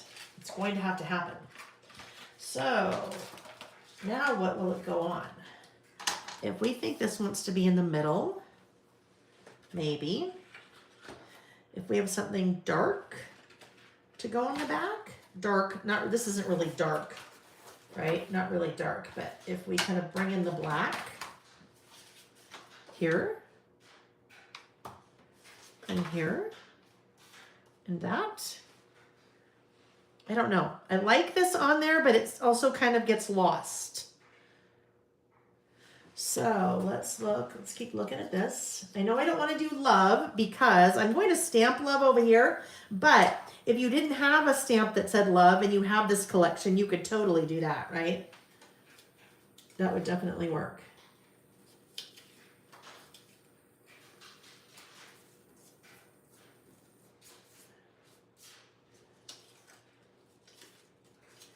Yeah, I think we are going to go with, because there's not a sticker book in this one either, I think we are going to go with this. I am going to do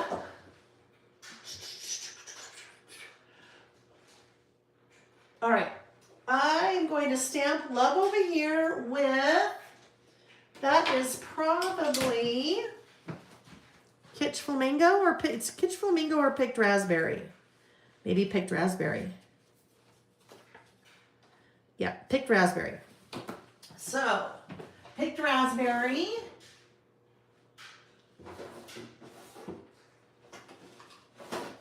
Right there. And then I also want Picked Raspberry right here. So right now, this is not,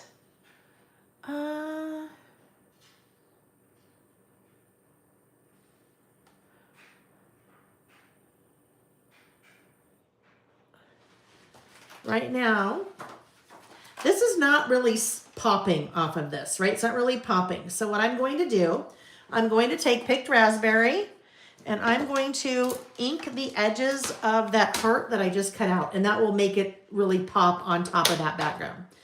There was a fun kind of discussion going on in the Facebook group over the last couple of days about this. And that kind of ink foam storage kit that I have. But this is an Amy idea that she brought to me, oh my gosh, way early on when we started working together. She said, hey, listen, I have this great idea for this product. Do you want to do it? And we've been doing it. But what's really cool is if you use, well, I don't know, probably 3 years now. If you use your little foam dauber like this and you have your little foam pieces, the foam pieces, I have a different foam piece for each of my ink colors because you don't want to cross-contaminate either ink colors or even the same ink color, two different types of ink. So for example, I wouldn't want to use Picked Raspberry on this and then also use Candied Apple. That is going to cross-contaminate and it's going to be a mixture of those two. But even if I had the Distress Oxide version of Picked Raspberry and the Distress Ink version of Picked Raspberry, I still would not want to use the same dauber because they have different properties and you will cross-contaminate. So I have a little dauber for every one of my Distress Oxide inks. This little storage case, it's the storage case plus 2 sheets of whatever inks that you're swatching that are printed with this ink name on the top. And then you have 20 little boxes per sheet. So each little storage case holds 2 sheets, so 40 of your little daubers, 42 pre-punched circles so you can swatch, and then 40 of your little Velcro pieces that hold your little dauber onto there. So, but yes, kind of fun discussion about that. I know, Wanda, you were in on that. I remember you were commenting on that. I don't remember the person that actually showed hers. All right, so what I'm doing here, I'm taking that and I'm just coming in and inking those edges. And you'll be amazed when I set that back down on that piece of paper, how much that pops. In fact, what I'll do, I'll only do half. I still need to cut that, but I will only do half and show you. So look at how that really pops now. Look at how the left side of that pops versus the right side. The right side just kind of blends in too much, and you started kind of losing the idea that that was a heart a little bit, right? Because so much of it was blending. But now when that is inked, you really notice it a lot more. All right. And then also that just pulls in the color of what I'm going to stamp on the other side. I'll stamp with that same color. This is where, I wonder if this is one. I do not know. Okay, hang tight. I need to pull something out to, where are those? Don't, all right. This is the only one I have here for some reason. I have not done the little guys yet. So, don't do what I do. This is the only one I have up here. It is not Kitsch Flamingo, I can tell. But it's the only guy that I have. I'm using the tiny. This is mini, this is tiny. I need my little tiny because I can't really get into that space very well using the mini. So it helped me to get into that kind of little center point there. All right. Get a little bit more color in there so it really pops. And then we will start doing our cutting. We got to make that way narrower. Now, what's funny? Not funny. But what I could do, I mean, that's kind of hand cut, right? Anyway, I could just make it smaller. I don't dare do that. I won't do that yet either because I just spent all that time inking. But you know what I'm saying? I could just come in and make the heart smaller and then it would fit. All right, we need to trim this paper to 4 3/4.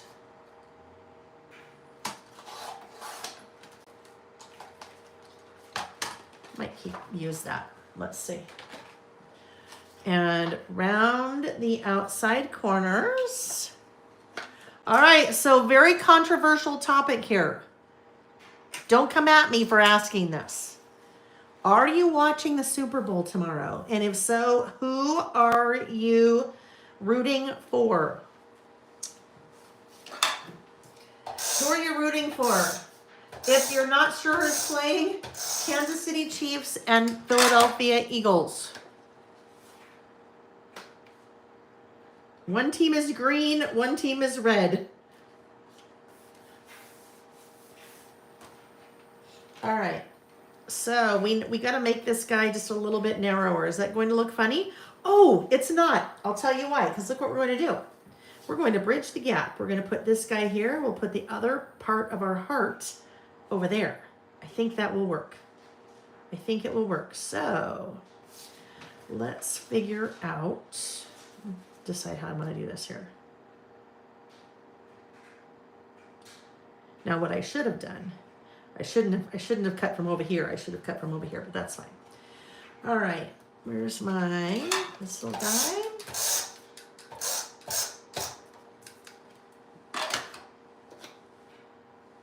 Rooting for the food. I love it. I'm rooting for the food. Belinda's Eagles. Tracy, yes, and the Chiefs. She already bought cookies shaped like arrowheads. Oh, how fun. Right? We were talking about that actually last weekend, weren't we? Or last weekend. Last time we were was that when we were listing? No, it wasn't. It's when we were doing the class for the February Traveler's Notebook setup. We were talking about one of the commercials. All right, now, let's see. I should not have done it that way yet.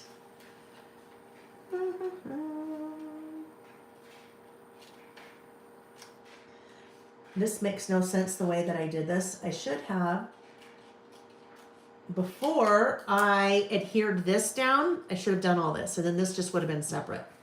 So that was a little bit weird how I had to do that, but that's okay.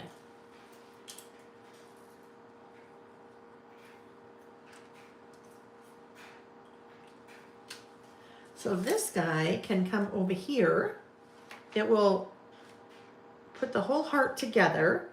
Now, I would like to have another color. So I'm thinking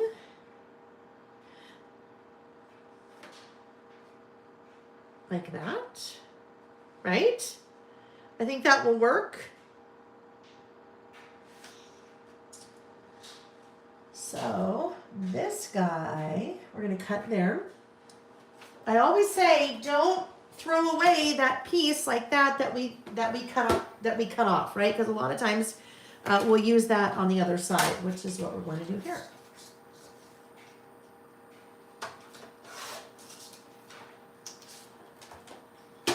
Chiefs, Eagles, the Clydesdales. I love it, Susan. Susan's for the commercials. A halo on the black ground paper. Halo. I don't know what that is. Lori, tell me, what is a halo? Round these outside corners. So Karen had a great idea. She's working on a favorite love songs list currently in her love insert. It's a long list, right? So it could be songs you love, food you love that you could totally pull in. If you're like, oh gosh, I really like the look of this collection, or really any kind of love themed collection. If you're like, I really like the look of that, but I need to pull this off. I like the look of that, but you know, I don't really want to make a list about love. Well, then there you go. Maybe you have maybe you have some love themed product in your stash. Totally pull it in.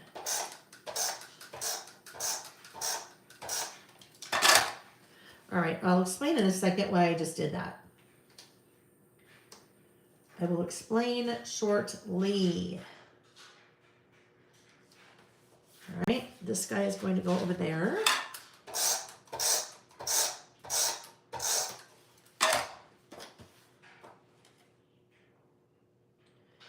Like that. Now, I need a place to do my list, right? I'm not going to do my list on there. So that is where I'm going to bring in some white cardstock. All right, white cardstock. Yes. It's in the hall in my suitcase because I did not unpack yet.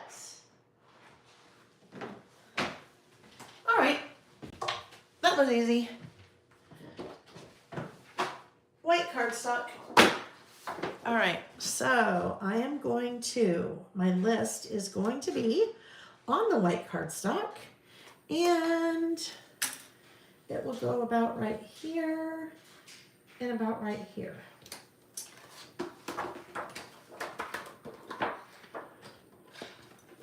Hello, Ginny Griffith. Yes, we're here. We're just here listing away. Crafting and listing away. So you guys want to hear an interesting number? Because we just finished, and I'll have the exact number when we are together on March 22nd for the 5-year anniversary. We did roughly 300 lists from 2020, 2021, and 2022. Roughly 100 lists in 2023 and roughly 100 lists in 2024, which means we've done more than 500 lists. Isn't that crazy? I know some of you have been with me for that entire time, and some of you are just brand new, but I love it. It's just so fun. But yeah, that's a lot, isn't it? 500 lists. All right, I'm doing the same thing to this piece of white cardstock that I will be actually doing my list on, to pull in kind of a little bit more of that pink. And I will come back in a moment and add our little cut off part of the heart momentarily. But I wanted this to, I don't know, it could actually do one of two things. This could either sit on top of the heart, or the heart could sit on top of it. Because if this is going right here, where's our little half heart? Right here. Not half heart, the little piece of heart that's left. Oh, I kind of like that on top of that. So yes, we'll come back in and do that in a minute. But I'm going to do my stamping on here. Scrappy Violet, great question. Scrappy Violet asks, do you recommend Distress Oxide ink? If so, why? For me personally, I only use Distress Oxide ink. And I will say that in comparison to a Distress Oxide ink, a regular Distress ink. A Distress Oxide ink is, because it is a pigment-based ink, to me, I call it, it's more juicy.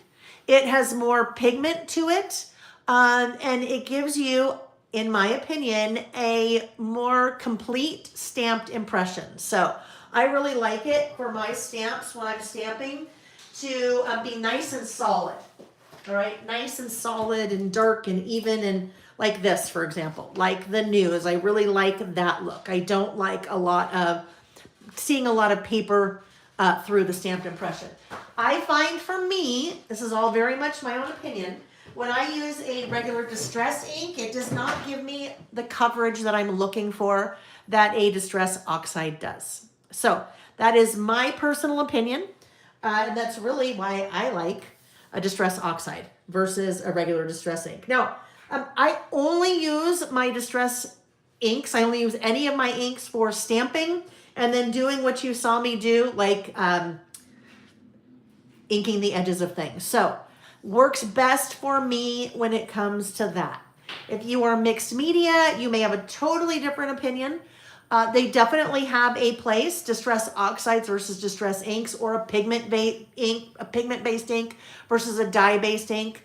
If you scroll all the way down to the bottom of the video, the description box, there are a couple of links to some really great articles at scrapbook.com.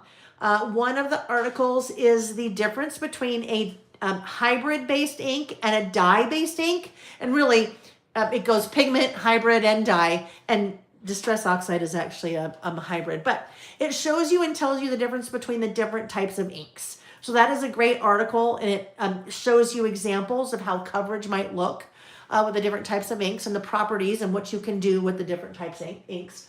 The other article is specifically talking about the differences between a Distress Oxide and a Distress ink.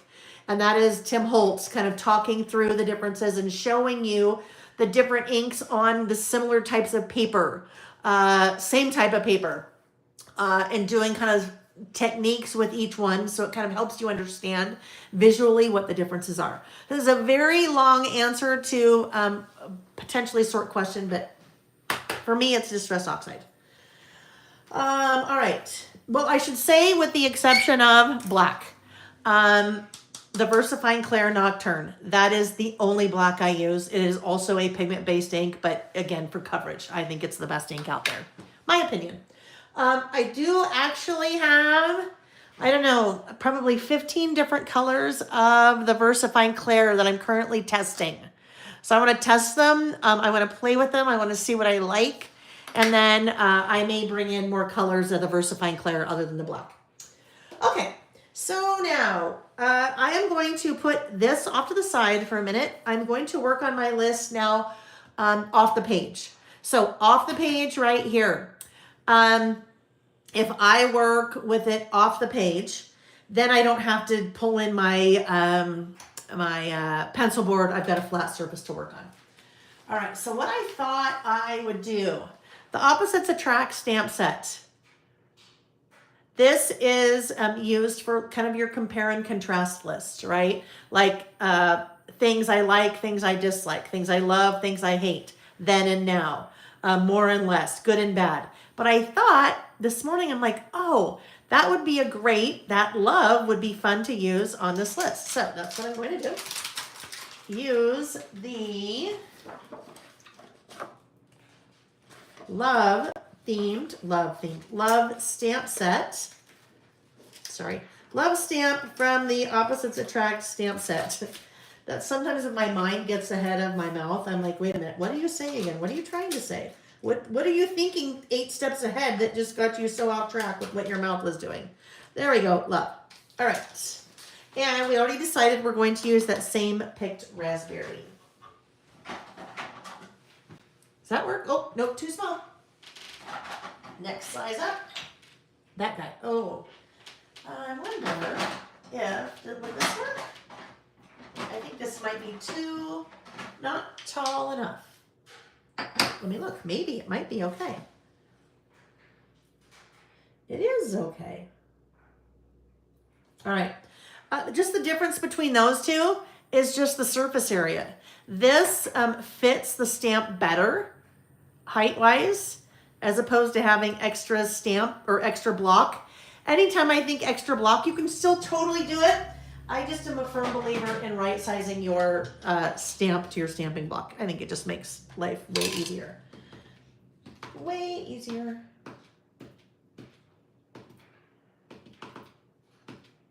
All right.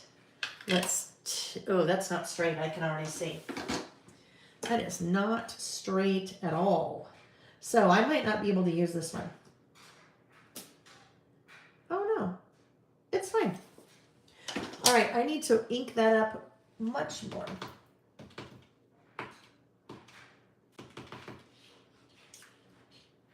Try not to get ink on the block. That's how I end up with ink transferred to my fingers. All right, so this list is things I love right now. Things I love right now. Okay, nice even pressure. Hello, Rose Oak One, nice to see you.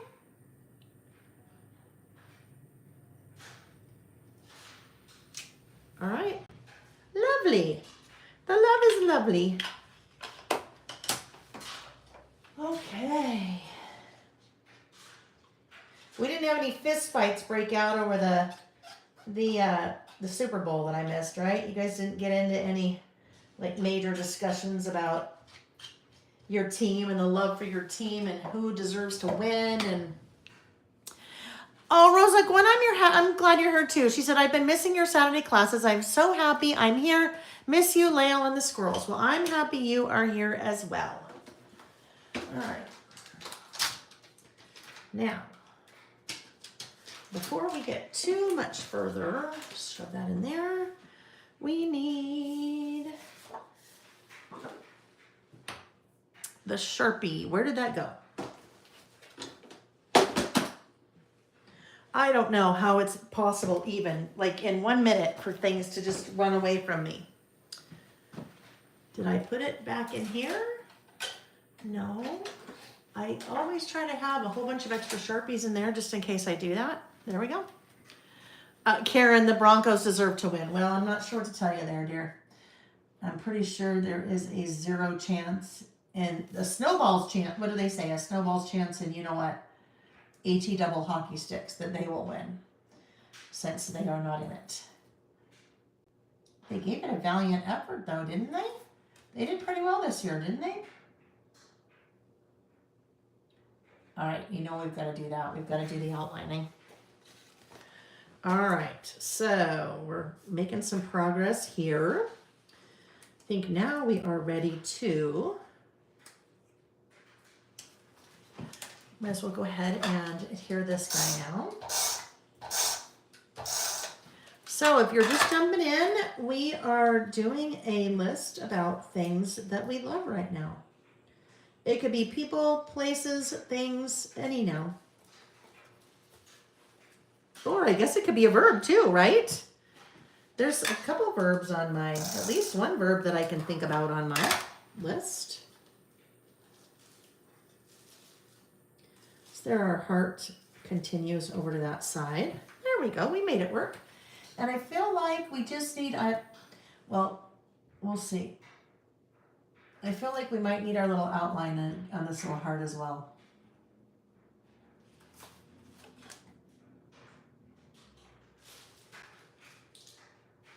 I wonder where Nick is. I wonder if he went somewhere. It's way too quiet. He's been working on the laundry this morning, which I love. There's a lot from our trip. And I think there was a lot from his trip too when he got back last Friday and then we left on Saturday. He leaves again on Thursday, and I also leave again on Thursday. So we had some work to do around this place. And then Sam strolls back in again to watch Reggie. All right, we're just continuing on with the outlining.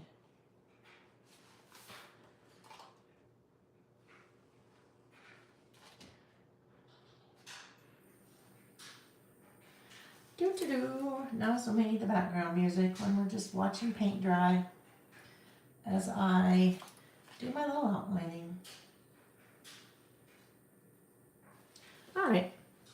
Oh yeah, that looks a lot better, I think, in my opinion. Now we can put that there. You make my heart smile. And guess what? These little things definitely do. All these little things definitely make my heart smile. What if we put another heart on there? We have that guy. I think the other hearts I have probably have words on them, so that may not work. Right. Doesn't really work. So, but this guy certainly could. Let's do it. But I am going to also outline this little part just so it stands out a little bit more.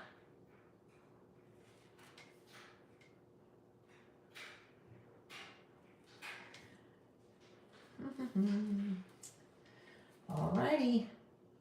This outlining, I tell you, I cannot do anything without it. Anything. I've been doing it probably for 20 years on my projects, and it just looks so odd to me if I don't. All right, let's get these two guys down, and then we will be ready for our list of things that we're loving right now. So tell me, what are you loving right now? What are you loving? Lori said, I love the crispness of the VersaFine Clear Black ink, but I find it bleeds through the Traveler's Notebook paper. So here's the thing when it comes to ink. It's probably more to do with the stamp than the ink. Like if I were to stamp that love directly on a Traveler's Notebook page, you're going to see that. You're going to see the shadowing for sure on the backside. And that's two things. Number one, it's the color because it's pretty bold. But that's also a pretty large stamp. If we were to do the same, look at the same thing with, probably needs to go right there in the center. If we were to look at the same thing with this one, About Last Month, January, you would absolutely see that shadowing or ghosting on the back side of the page as well. So what you'll see me do a lot of times is if I am stamping on directly on the page like this, I will, before I do anything, check to see what I had done on the prior page. If I had done a list on this page that was also directly on the insert, I would not have stamped here. I probably would have skipped a page and then come back and done something else on this page. Just when you're stamping, even the quality of my inserts, the paper is a very nice quality, but sometimes you just can't get around. That shadowing or ghosting. All right, so it's kind of like the hazard of the job. Kristen's getting her pictures into albums and the memories of the process. Is it one of the things you love? Yeah. Carrie, I'm loving that my daughter got into OSU for vet med school so she doesn't have to leave Oregon and go to Arizona. Carrie, congratulations. I love that. Super exciting. Nancy is loving using stamps. Wanda's loving that her daughter has fallen in love again. She has been divorced for 12 years. I love it. But what's fun about that is, right, so the things that we're talking about, some people are saying, and I have some of this list on my list as well, some people are saying they're loving that someone in their family or their friend or a child is having something good happen to them. So it also doesn't necessarily have to be about you, right? It can be about other people. All right, so now I need to add my title, right? We're part of a title, love. Things I love right now. Things I love right now. And outlining. I need my ruler again because I would like to do a little separator line.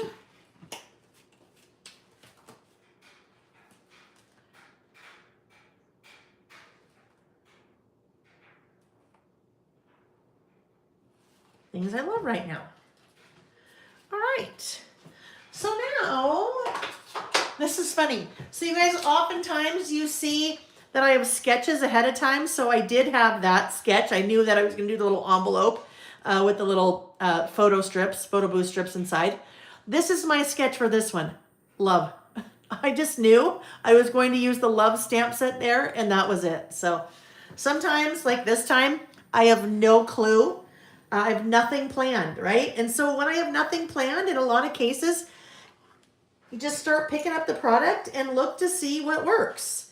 I'm like, oh, you know what? We probably need something else down there. That would be cute there. We have all these flowers over here, so we can kind of now tie. We're already tying both pages together in that part of our heart is over here. We're using the same color ink on both pages. We've taken a little bit of the heart paper to help bridge over to this side. We have outline here, the black here. So we're doing a lot of things to help bring those two pages together. But that way too, that will just really bring it together because now we have our little same flowers on both sides.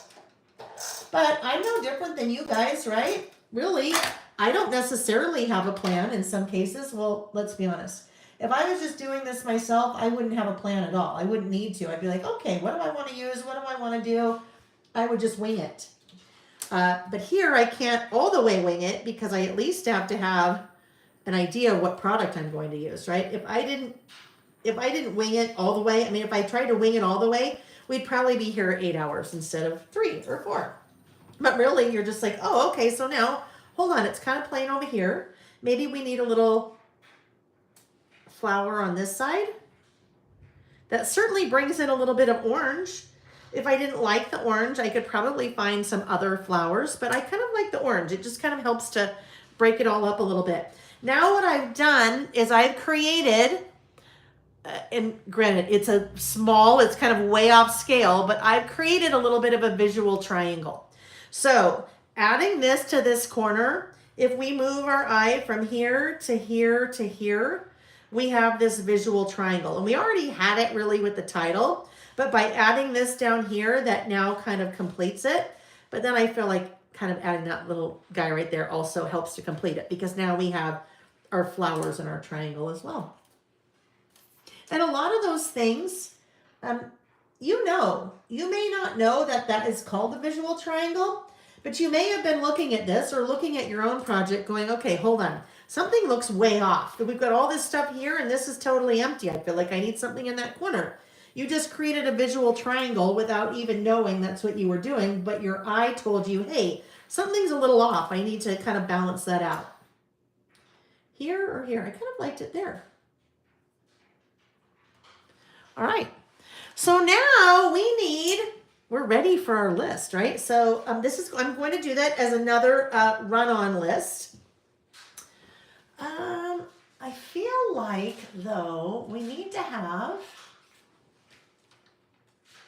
love this. No, we don't need love this. I feel like we need another little, maybe something down here. Some little fun kind of word. We need a word. We need a word strip sticker is what we need. That's what I always say. If it feels like something's missing, it is a word strip sticker. So go searching for your word strip stickers. All right, what would we like to put here? Maybe a black one. Stay curious, fall in love with as many things as possible. Well, that works, doesn't it? Do we want a black one? I think so. That will be a nice contrast. Now, this is way too long. Unless I were to put it over here and I don't like it over there, it looks odd to me that we come down to this narrow point and then this is really wide. If I want to use this, all I need to do is to trim it into 2 pieces. Fall in love with as many things as possible. So when I'm cutting apart word strip stickers, I like to cut them apart at a logical point. I wouldn't necessarily cut it apart at fall in love with as.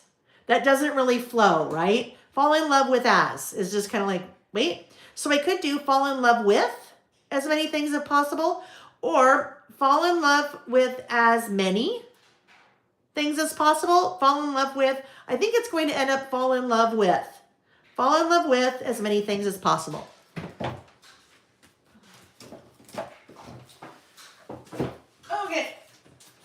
clothes don't want to go back in there right now. Fall in love with as many things as possible. And let's put these, probably need to put this guy first.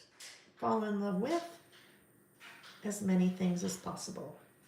Though we may want it to be like this. Or do we need it more to be like this? Yeah, I don't like it left justified. So we are going to put it right there. It can be on part of the flower.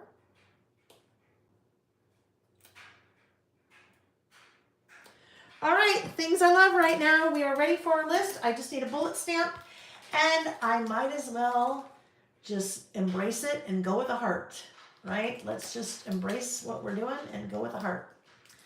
So we are going to find a heart. I mean, I could use a heart or I could use a flower, but I'd say let's use a heart. Let's just do it. So I'm going to Bullets and More, the original, the OG. This was one of the very first stamp sets I did as well, way early on, Bullets and More. If you were just starting out listing and you're like, I would like to have a couple stamp sets, what do you think I should pick up? I would say, oh, for sure, get yourself a bullet stamp set. The bullets are, I mean, pretty much every list I do, I'd say probably 80% of the lists that I do, I use a bullet stamp. Brenda. Let's see. I missed what Brenda said. Hello, Pamela Grant. I would like to see what Brenda said because it sounded like it was something good. Oh, Brenda, you're loving that your husband got some good medical test results. That is fantastic. I love it. Good. And Heather said, how about splitting the heart in half and have it be in the middle of a 2-page spread? So you could do that. You could totally do that. And then if I was going to do that, Heather, I think that's a great suggestion. What I would end up doing is I'd end up writing around, the heart around both pages because it'd kind of be, it'd be in the middle like this. And so I would have not much room to write over here and not much room to write over here. So if I could kind of have my weight base to go all the way across here, and then I just kind of do my list around the heart, I think that could be fun too. Totally. All right, so here we go. Things I am loving. Did I put that on right? I did. I was just double checking to make sure that my little heart is oriented with the... Did you go somewhere or are you leaving now? I'm leaving. Where are you going? On a jet plane. On a jet plane. Don't know when... Do you know when you'll be back again? I'm going to go stop Harvey. Okay. Did you get that? Did you get my joke there? What's that? When I said, do you know when you'll be back again? Do you know that song says, I don't know when I'll be back again? Yeah, I know the lyrics. You just didn't think it was funny. Oh, whatever. Okay. It was funny All right. when I said it. It was funny when you said it. Okay, whatever. Jen Heckman. What did Jen say? During our listing time, how many of you find yourselves looking at your workspace and uttering, where did it go? I swear it's like every 10 minutes. Absolutely, Jen, because that happens to me too, right? I'm like, wait a minute, I just had that. Where did it go? Totally. All right, so here we go. Things I am loving right now. The very first thing that came to my list is funny. Benson Boone. Do you guys know Benson Boone? Do you know who Benson Boone is? Benson Boone is a musician. I really enjoy his music. When we were out of town this past week, I don't know, I was at the pool or the beach or something one day, and I was just scrolling Instagram, and a moment, I guess, from the Grammys. Is it the Grammys that just happened? The music? I think so. Whatever the music awards were that just happened. He's in the audience and he starts talking, and then he stands up and he starts singing, and then he takes off his tuxedo and he has this other outfit underneath. And oh my goodness, if you like Benson Boone, or if you like a performer, just to see a really talented individual, he knocked the song out of the park. Oh, it put the biggest smile on my face. I can't even tell you. Kristen said he is Freddie Mercury reincarnated. If you missed that, and I'm going to have to go back and rewatch it because I need to watch it again. It was that good. Oh, he's just so talented. I love his music, but I'd never really seen him perform before, like on a video or anything. Oh, a couple point, he did flips in the air, like flips in the air, no assistance. Yes. So I'm loving Benson Boone right now. I'm also very much loving habit tracking.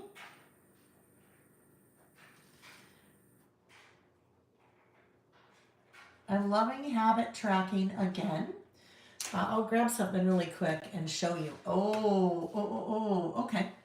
Well, I'm not going to answer a question that I know is going to come up as soon as I pull this out. I will play ignorant. Okay, I'm going to play ignorant.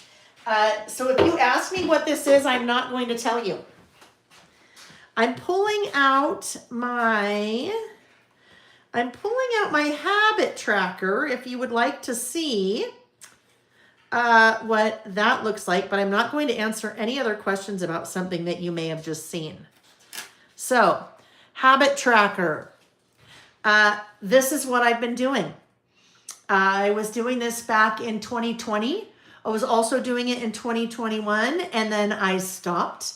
And I decided this year I wanted to start up again. So, habit tracking.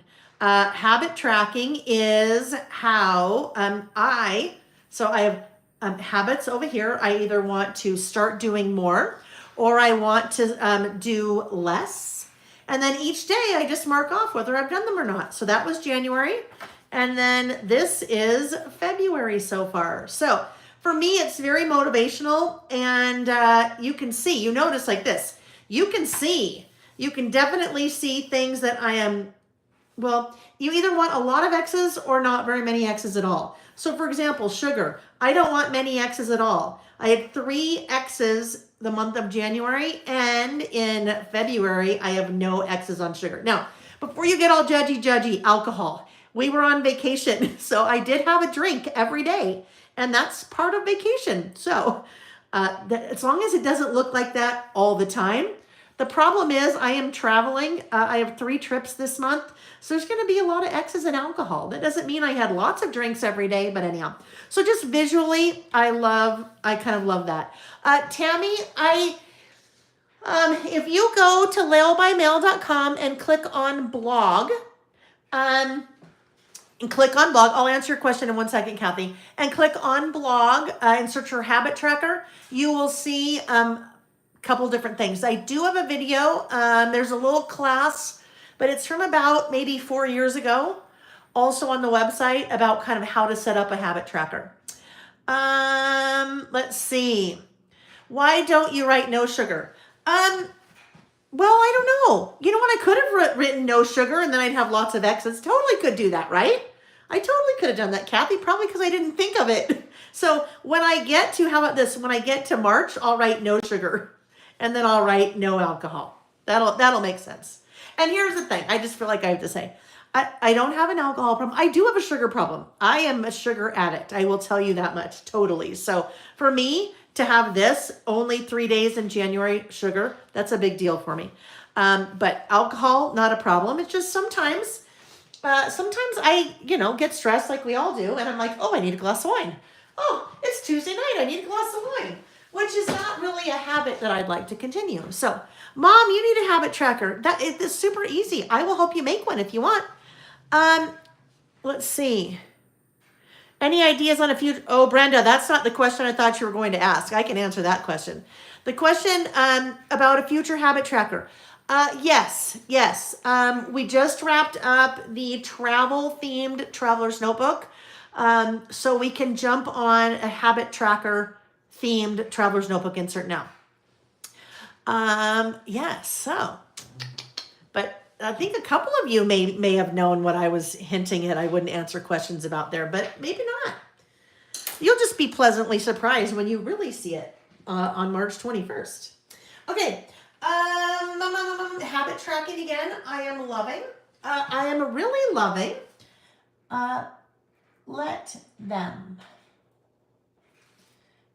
and Mel Robbins' book. I've talked about that a couple times. Let them, and the let me has to go along with it. That's a super important part of that, but I'm really loving that and my reading with that. Email apps. What? Email.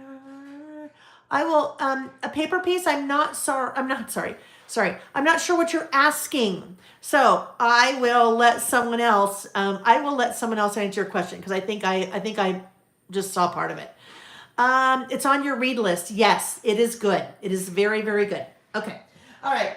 Let them. Walking. Lots of walking.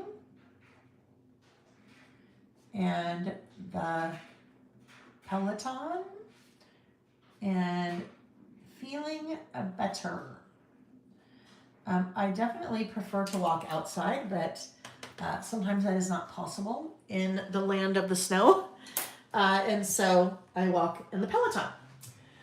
Sometimes I walk on my walking pad if I'm working and it works. Like if I'm on a call, I'll definitely get on the walking pad. I don't know. Amy and I did like a 3-hour conference call at the beginning of January, a video call as we were working on the idea book, and I was on my walking pad. Now, granted, slow pace, right? For almost the whole time. So you figure if I'm just standing here, I might as well be standing here strolling, right? All right, what else do I have on my little list here? Oh, yes. I am also loving tequila and soda with extra limes. I'm not a sweet drink person. And if I drink wine in the day, like we're on vacation, right? I don't generally drink wine in the middle of the day at home. But we're on vacation and maybe having a cocktail at the pool or something like that. Tequila and soda with lime, super low calorie because it's just soda water, and then tequila and lots of lime. So very much enjoying tequila and soda with limes. I'm enjoying my Kindle. If you looked at my habit tracker for the month of January, I only had read marked off 3 times. If you look at my habit tracker so far for February, it is marked off every day. So enjoying my Kindle. Also very much enjoying the perks that go with traveling a lot and spending with American Express. Pretty much everything that I buy for my business, all of the product, except for stuff from China, that all is just wire transfer. I put on American Express and then pay it off every month because I accrue miles with Delta. And that gives me all kinds of travel perks in terms of getting upgrades to first class and not paying for them. And I don't know, there's just very much, there's a lot of travel happening right now, enjoying those travel perks. So it's another thing I'm loving right now. I am loving yogurt and cottage cheese. I should say yogurt with cottage cheese. If you like cottage cheese and you're trying to get more protein in your diet, that is an easy way to do it. I mix it in with my yogurt in the morning. Angel time. Oh, I got it. Thank you, Colleen. You were right here. Perfect timing. Perfect timing. Heather, so I'm reading 2 things right now. Thank you, Colleen. Enjoy the rest of your day. I am I'm enjoying the Let Them book by Mel Robbins, and also just read a series, kind of a murder mystery serial killer series. I won't say this. I will write it down. But it is, and this is how the series is when you search for it. It is the MIND. I think it's then the F word, and then it's like this. Okay? MINDF. It is a 5 series book. It's a little spicy. It's a little bit spicy. And it's also very graphic because it's a serial killer with who gets involved with an FBI agent. So that mind F word just has to do kind of with their relationship and how odd it is because the FBI agent doesn't know that he's dating a serial killer. So yes, I don't know. Someone online had recommended it, and I thought, ooh, I should. They had kind of spoken highly about it. Just a very engaging and really interesting, and just keeps you on the edge of your seat. But it's very graphic. It's a serial killer. So, but yes, that's the other thing, and I just finished it. Nick was reading it too. Firefly Lane. Okay, Pam, I'm going to write that down as well. Firefly Lane.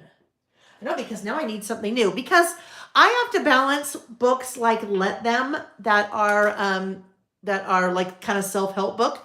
I have to balance that with some really good engaging fiction. So, I mean, good, that may be a relative term, but some, really engaging fiction. Lindsay H., you knew exactly what book you were going to say when you said you would write it down. Oh, that's good. All right. So, yogurt with cottage cheese. That's where we were. Also, chomps. Chopsticks. So, chopsticks are like a beef stick that are relatively healthy, protein, no fat, easily portable. So in all the traveling, part of what I'm trying to do is plan for eating right. And when you're on a 6-hour plane ride, sometimes it's hard to plan what you're eating. So those are really easy things to have with you on the go for a quick snack. Chopsticks. I'm enjoying that as well. Also enjoying, and this is from Amy back in November. This has nothing to do with the trip that we just went on. But the Aloha protein bars. Amy, I'm totally addicted to those now. But they're a vegetable protein, and they're also a great on the go. Snack. Cindy, hi Cindy, is reading Firefly Lane right now and almost through Let Them. I love it. And Carmen, so now we're like on that. Carmen is reading, she just bought Let Them, but she just read The Art of Not Giving a Crap with a different F word in there, right? Brenda's son-in-law is a first responder. He likes the chopsticks for a quick snack. Exactly. Chopsticks for a quick snack that really are filling because they're protein. But you have to like meat. All right. But I think they have maybe a chicken version and a turkey version. I'm not sure. Don't quote me on that. I'm loving that we are on the downhill side of winter. And the days are getting longer. I am a summer girl through and through, so I don't know. Winter's hard. Winter is hard here in Utah. All right. I mean, for me, it's not hard. It's just hard for me. I am loving the Yucca app. YUKA, the Yucca app. It is an app where you can look up both food and products like healthcare, skincare, makeup, different kind of products like that, lotions, anything. And it will tell you, it will give you a rating on them based on their ingredients. So I'm having a lot of fun with that and kind of looking at even hair care, looking at some of the products I use and looking at the ratings. Now, it's not enough, especially if I bought something brand new. Before I kind of become familiar with this app, if I buy something brand new and I'm not, and it kind of doesn't have a great rating, that doesn't mean I throw it away or give it away. I will still use it. It's just may mean I might not buy it again. I might look for an alternative. And it does give you alternative choices based on, or alternative recommendations, I guess I should say, based on that product that has similar qualities. And it is completely independent. It is not funded by or sponsored by. They don't do advertising, so it's not like the recommendations are, someone that's paid to have their product be recommended. My friend Kathy kind of turned me onto that, and I find it very fascinating. I am definitely, as always, this could be on my list any day that you ask me, traveling.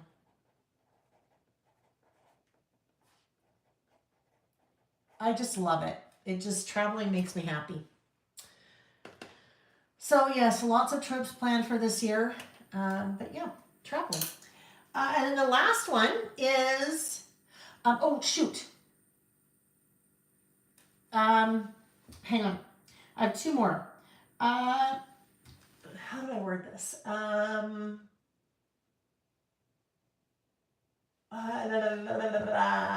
It's about Jack, our older son.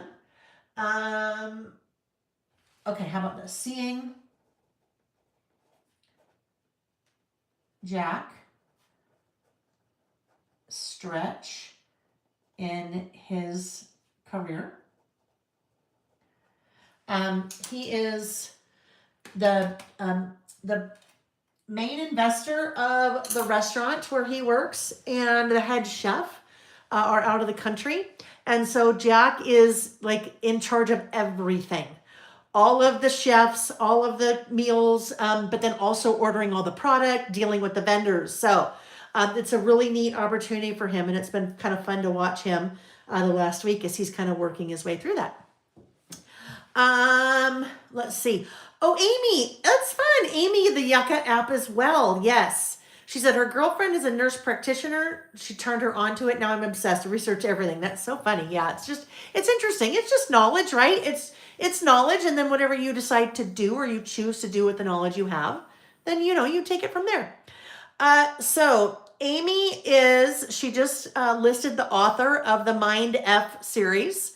And I didn't realize this until I read to the very end of the last book. And I read the explanation. The author goes by 3 different pen names. And the author I also saw passed away a couple of years ago.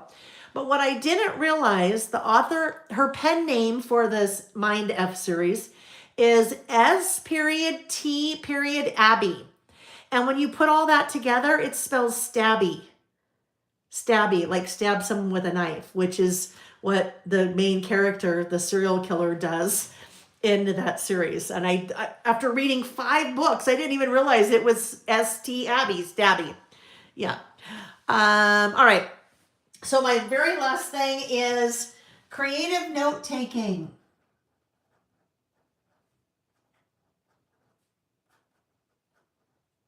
So creative note-taking is something that I started doing, oh my gosh, years ago. I had just pulled these out. Hang on. Like that. This goes all the way back to, I don't know, I was doing an e-course or something like that. But what I found when I do things like this, if I'm trying to learn something and I can be taking notes but be creative while I'm doing it, that it tends to stick in my head a little bit better. So I've been doing that again with some of the things that I am working on. There was one, where did it go? I don't know where it is. Look at, this is funny. October 2016. This was one of the many times. Don't listen to your inner fatty. She's an evil blank. She misses bread. Just a quote I saw somewhere. But this kind of whole creative note-taking for me really, I don't know. It's, you guys know I love the creative side of things, but I also like to take a lot of notes. So doing things like this just really helps me for things to kind of stick. Anyhow, I'm also very much enjoying that lately. This one is funny. This one goes back to, this is why you should always date things. Let's see if I have a date in here. This one goes back to, oh, look it, there we go, 2018. Mel Robbins, the 5-second rule. Some of you guys know that, right? You know that whole, if you follow Mel Robbins, you know that, the 5-second rule. But I have all kinds of Traveler's Notebook inserts like this. where I've just been take notes on things that I read and things that kind of stick. All right, so there we go. That is, so Carol, it's different than creative listing in that I'm not making lists, I'm learning. And so let's say how maybe you are reading a book and maybe you're highlighting things in the book, things that you want to remember or things that kind of struck you. I do the same thing, but instead of highlighting in a book, I like to write them down. And then I just do my little stickers and things like that. So kind of trying to combine learning and being creative together. Alrighty, so the last thing I need to do with this is write a date, right? So let's see. I think we'll just do this. 2/25, just a little date down there. And the things I love right now list is done. Kim Create One, love this spread. Thank you. Thank you. That is, this is what it started out with. In my head, I just knew I was going to stamp love there. That's all I knew. So that's kind of a different version, right? We normally don't have things sometimes we have a piece of paper bleed over, but kind of that whole heart that we cut out and had it bleed over turned out fun, right? But this is one of the things I love about creative listing. You're making a list, right? You're not trying to make a scrapbook page that has photos on it that is going to be preserved forever and ever. And, you can try things. I just feel it's a lot easier for me to experiment and try things in this format than it is in some of the other, art projects that I do, like scrapbooking or working with mini books or something like that. I just find it very freeing. Okay, let's get this put away. The last list that we're going to do is we are going to finish a list that we started when we were together about 10 days ago. If you missed me at the beginning, I mentioned that our plane was delayed yesterday, so we did not get home until around 10 o'clock p.m. So I did not have time to do the prep for one of our lists that was scheduled for today, and that was the In the News list for January. So we will be doing that. That will be the first list that we start out with on that'll be the first list that we start out with on Wednesday when we list again. Big date stamp. Rose Oak one. Yeah, that is the,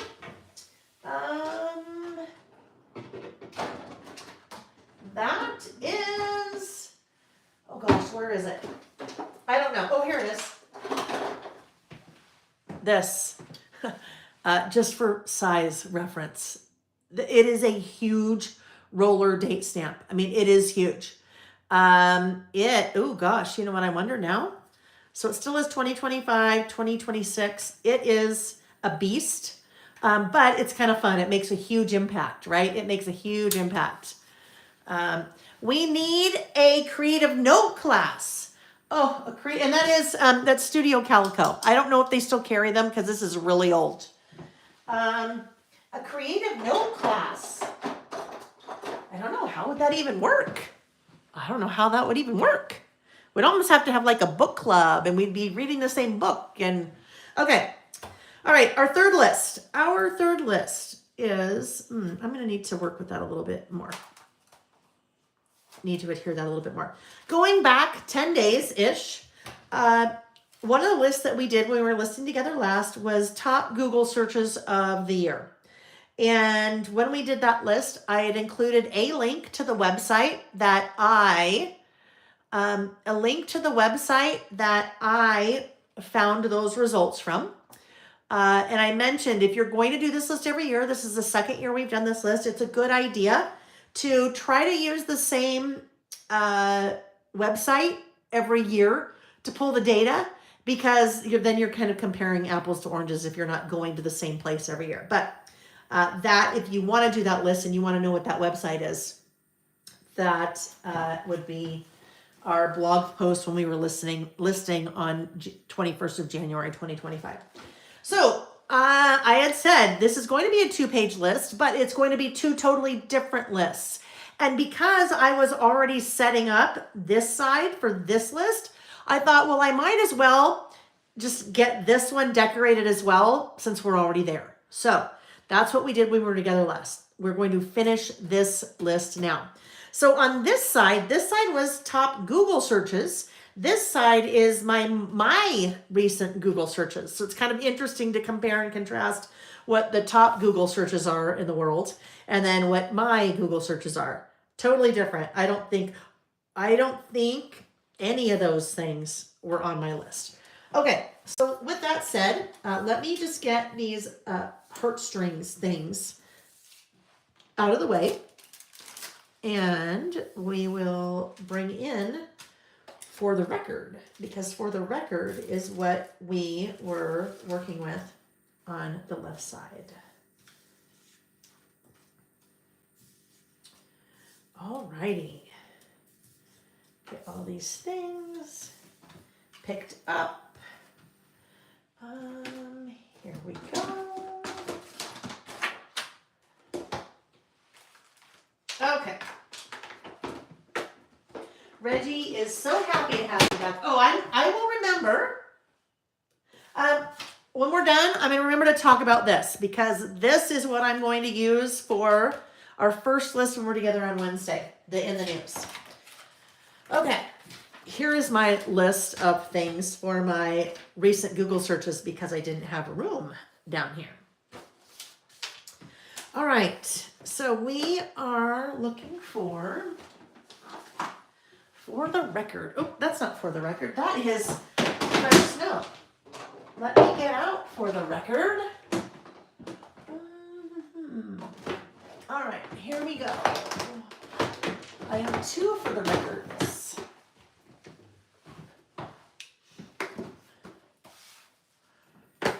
We did recent Google searches. Well, both of those lists, top Google searches and recent Google searches came from someone's request last year. So we did them in 2024. And I thought, well, might as well do them again this year because it's just kind of a fun, especially the top Google searches for the year. That's kind of a fun way to recap the year. Another one of our lists where we do a full year. So what if, I wonder if I could, let's see if I can pick this guy up. Ooh. All right, I'm just using this little lifting tool. Try to pick this sticker back up because what I'd like to do is, so gently just sliding that under there. It's been stuck for 10 days. What might be fun is if this sticker book that has, yes, these numbers. This might be kind of fun to put there. If we do that, and then put this on top.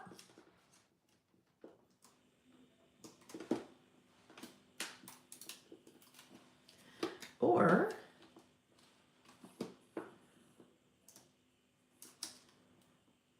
maybe do that.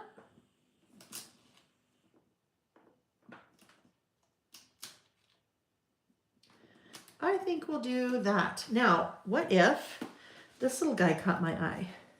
This cute little, oh, did we do it? This cute little scallop sticker.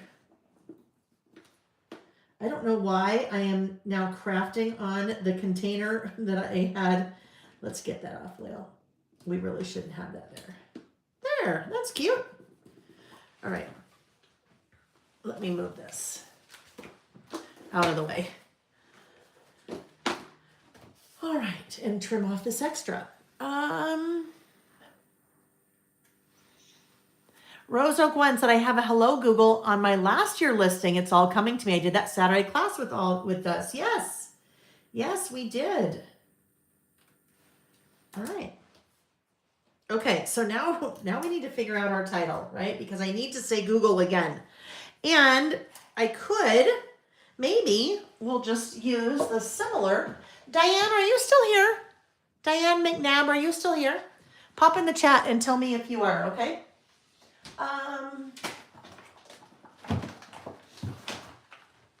All right, same, I think I saw her before. Same font, or maybe different font.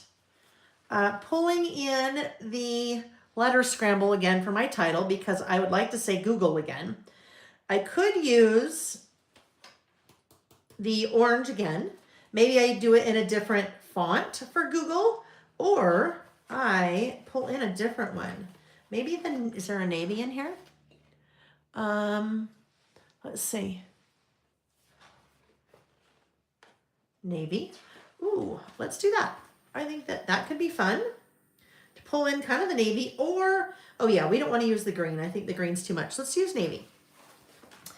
So these are letter scramble alpha stickers from Bella Boulevard. They come in, I think, I want to say 16 different colors, a lot of different colors. And then on each sheet, I've never counted, but there are a lot of stickers. But you have different fonts. So you have a lowercase serif font, and serifs are like your little legs, like the little hats and little legs. You have a lowercase sans serif font, so without the little hats and legs. You have an uppercase sans serif font, again, without little hats or legs. And then you have those little tiny stickers, tiny alphas. And then you also have lots and lots and lots of numbers. So that's what I'm going to use. Those are all available in a single sheet, single color, but then also available in a bundle. And if you purchase the bundle, then you get a discount. And Amy just linked those. All right, so this needs to also say Google. Oh, shoot, golly jeepers. Where the heck, hang on, is my ruler? I really need my metal ruler. Have too many different travel craft bags going here. Oh, there it is. Golly. Yeah. This bag has not been unpacked from the weekend before. All right. So, my ruler. I am going to spell my title on the ruler, and I'm going to do that for 2 reasons.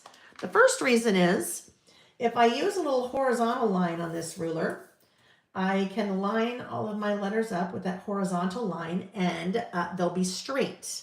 So that's the first reason I'm going to use the ruler. There's another reason, and we'll take a look at that in a minute. Google.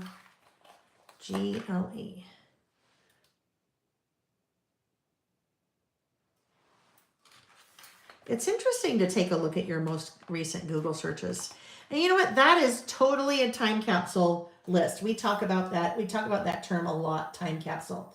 Because really, all the lists that we do are pretty much time capsules. I mean, the list we just did, things I love right now, that's totally a time capsule. If you had written that list 5 years ago, it'd probably be very different than your list right now. That would be a really fun thing to do with other people in your family. Like if you have littles in your family, like younger kids, have them do something like that, things they love right now. I mean, how fun would it be to go back 5 years from now and look at their list, have them look at their list of things they love. So, but this one also, recent Google searches, is definitely a time capsule list.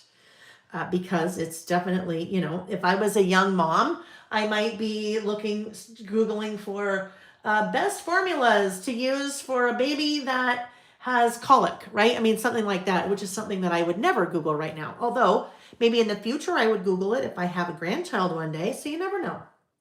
So these, my recent Google searches. So I need to leave a little bit of room for writing my title. But now what I'm doing is, because these are all now independently free, right? I can decide where I want to put them. Do I want them over here? Do I want them over here? Do I want them over here?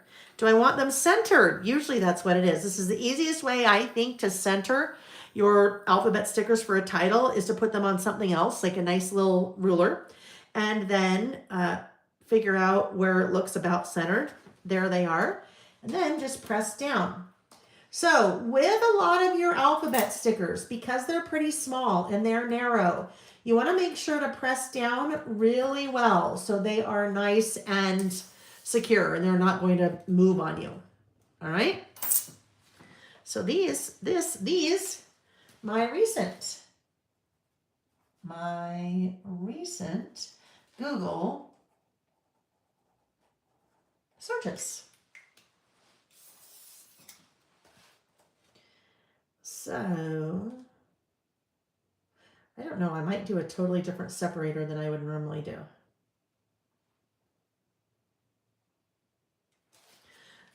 So normally my little separator is under the word. In this case, it is on either side of the word. So because it was going to be kind of really, we had a long word and then we had two little short words above and below. Now that's kind of made it a little bit grouped together and look not so maybe off. Okay, so, and we're ready for our list. This is going to be a quick one because we did all of the base work last week when we were doing this side. So they're two different lists, but they kind of go together. Yes, all-day event is Saturday, March 22nd in celebration of our 5-year anniversary of doing this, our listing anniversary. All right, so let's look. Do I have a...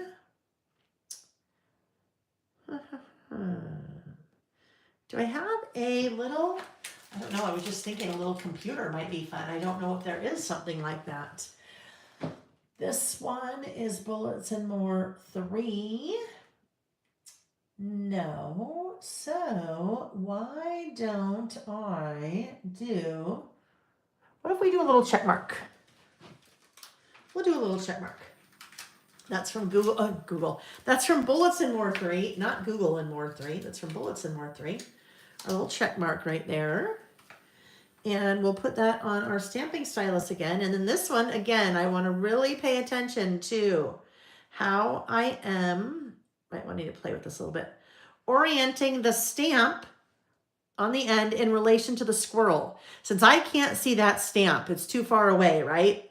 I can't see it and it's so small. So as long as I orient it, the position with where the squirrel is, I always can see where the squirrel is, and then I know where my little check mark is.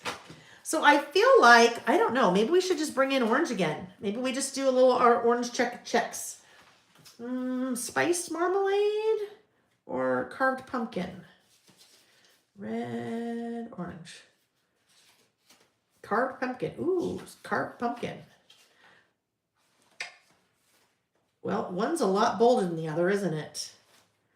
I mean, really, I could do either one. I think I'll go with spiced marmalade. Spiced marmalade is a little bit more toned down. Okay. Oh, Carrie. I almost called you Mary. In the news too, a computer. Look at you go. You know your stamps. Let me look and see. I think it might be too big. Off the top of my head. Let's look though. Let's look. Where are we? Where's in the news too? Where's in the news too? They are all organized behind me. Oh, here we go. Okay, a little computer. Here's my little computer. I think we should do it. I love that. Let's do it. Instead of our check mark, let me put my check mark back because I don't want to lose that. We'll do our cute little computer. Thank you, Carrie. All right, computer screen. There's a little typewriter in the original in the news that could be fun too. If you have that one and want to do, because you know, you got to type something to Google search. Well, actually not. You could do a voice search. All right, so now we need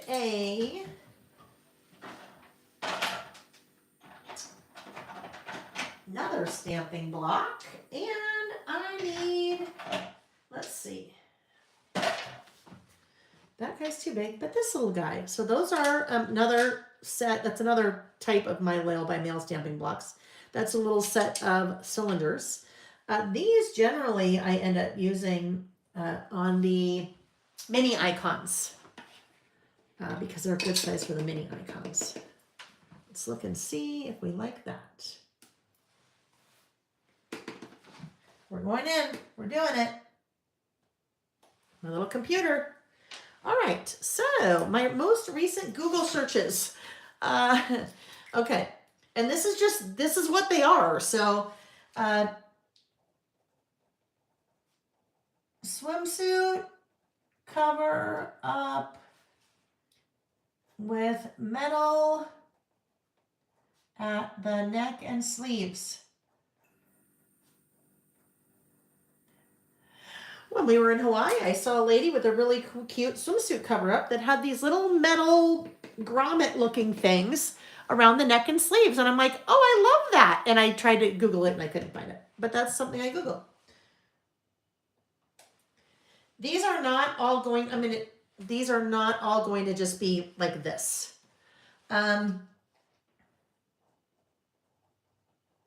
Crazy Horse. Although, I don't know, maybe they will. Crazy Horse National Monument in South Dakota. I was telling someone about that, and they didn't know what it was. And so then I pulled it up on Google to show them. Mexican restaurant near Hotel Del in Coronado.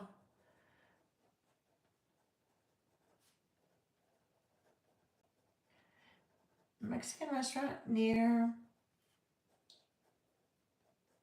the Hotel Del in Coronado. That was to make a reservation, but I couldn't remember the name of it, and so I searched for that and then found photos. I'm like, yep, that's it. Oh, this was a good one. GoDaddy customer service. My website started doing some very odd things the second day of our vacation. And I was in a panic because I had to figure it out. And so GoDaddy hosts my URL, my website. And so I had to reach out to them. And so I Googled their customer service number. So I'm skipping some things here now because I'm not going to have enough room since I decided to do it, like this way. Kind of not a numbered list, but a sequential list. Green baseball hat from Shrinking. The show Shrinking with Harrison Ford and, oh my gosh, his name escapes me. One of the characters had this green baseball hat on that I loved, and so I Googled it. And then I wanted to buy it, and then they didn't have them anymore, which made me sad. Hawaii. Volcanoes National Park. We went there when we were on our trip.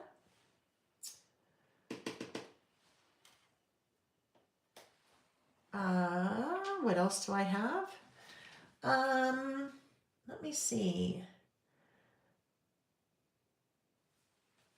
2025 James Baird nominations. James Baird is the James Baird Award is a very prestigious award in the restaurant world. And last year, the restaurant where Jack was working, our son, had the restaurant that he worked for, they got a James Baird Award nomination. So this year, I was just looking to see who the nominees were. So those are some of my most recent Google searches. That's just, again, kind of a fun one. Definitely a time capsule. Definitely a time capsule that is really telling a story of your of your life at that time. Because I'm like, oh look, Hawaii, I remember that. Oh, I was getting ready to go there. I remember that. Oh yeah, that was that one time when my website was having an issue. But anyhow, just kind of fun. And we need to date this. Oh, I know. What if we get out the small roller date stamp? Let's see, is that in here? Is that in this bag still? Or is it in my other? Oh, golly. I hate that. When I haven't put things away, I haven't been home enough to put things away yet. Let's see if maybe it's just in the drawer. Maybe I did get it put away. We'll see. And if not, then we'll do something different. I just need a little tiny date stamp. It is put away. I love it. That always, Nick, I'll be like, Nick, have you seen this? And he'll be like, did you look where it goes? Oh, don't ever ask me if I've lost something if I look where it goes. That's like a trigger. That is a trigger. Nick knows it's a trigger. I'm like, oh, don't even say that, right? The triggers. That'd be a fun list. We'd have to figure out how to make that work. Triggers. Like things that trigger you. All right, there we go.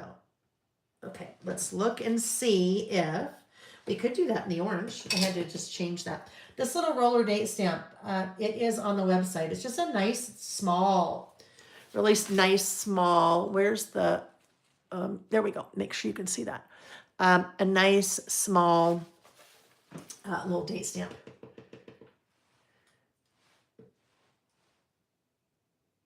I think I always have it in the, a little bit crooked, but that's okay.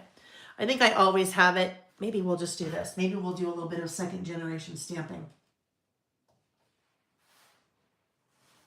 Second generation stamping when you stamp more than once, since it was a little bit crooked. You stamp more than once, but you do not re-ink. Alrighty, there we go. That is my recent Google searches paired with top Google searches of 2024. All right, my friends, so that was 3 lists today. 3 lists. Okay, so we're going to get ready to say our goodbyes. This is what I have to figure out because my phone is backwards today because I still haven't been able to figure out what the heck happened to make my phone do this in mirror image. And it's not, anyhow, it's not super simple, I've discovered, to try to figure out what's going on. So I have to do something here. I think I have to do this and then rotate this way. But now I can't see what we're looking at, so bear with me. You just got the up, down. Ah, there we are. Oh, goodness. I need to turn these lights off because they're very deer in the headlights. I won't turn them off. I'll just redirect them a little bit. Very deer in the headlights. Okay, friends, there we go. 3 lists today. I probably got makeup all over my hands. We did 3 lists today.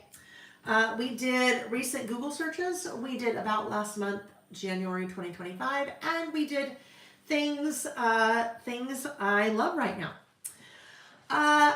Listing schedule, because it's totally next up for February, because I'm traveling still a bunch. We will be listing next on Wednesday, February 12th. Wednesday, February 12th. Let me just double check to make sure that's correct. Yes, Wednesday, February 12th. We will be listing again. So it'll be a weeknight listing session. We will start at 5 p.m. Pacific time. So if you're hanging out on Wednesday, I'll be here. So come have fun with us. After that, we will be listing on Tuesday, the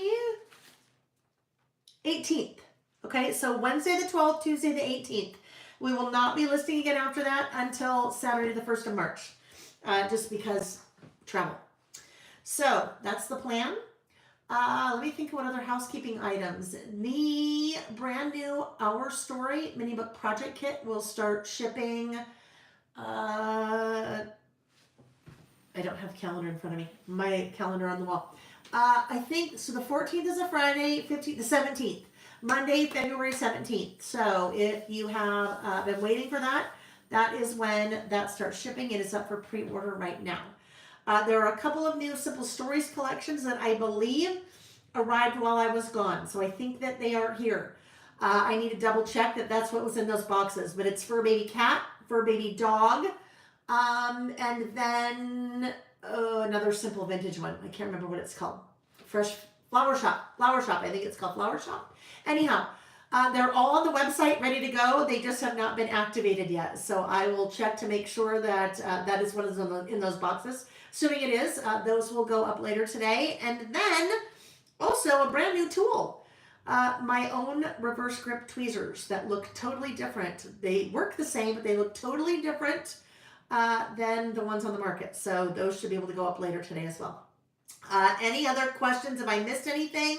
Just looking at the chat very quickly. Flower Shop and Tea Garden. Thank you, Amy. Amy knows because she added all those products.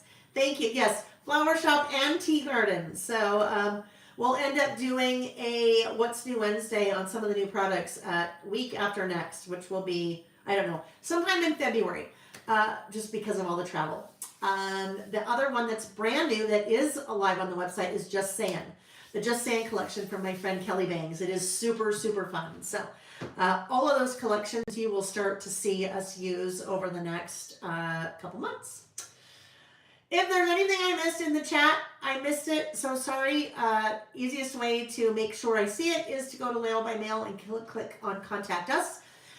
Fill out the form, and then I will email you back. Thank you, guys. Another fun day. I missed this, right? I missed being creative like this. This is always such a fun time for me, so I thank you for giving me a place where I can do that. We can all get together and hang out and just be together. You may be listening with me, you may be working, you may be working on a totally different other craft project, you may be organizing your craft room, you may be cleaning the house, whatever it is. I just love to have you guys here with me. So thank you, and I hope to see you on Wednesday. Now this is the funny part. This is kind of like the outtakes. Like if you watch the whole movie, the credits and everything, and you wait to the end, sometimes there's some funny things. My phone is backwards, which means the camera is right here and the side of the phone that you normally press all the buttons on is over there. It means I have to walk around now to end this because I can't see it. So goodbye, friends. I hope you have a lovely rest of your weekend. I hope you have a lovely time tomorrow watching the Super Bowl or eating at the Super Bowl or whatever you like to do during the Super Bowl. Thanks, friends. We'll see you later. Bye-bye. Oh, and okay, here we go.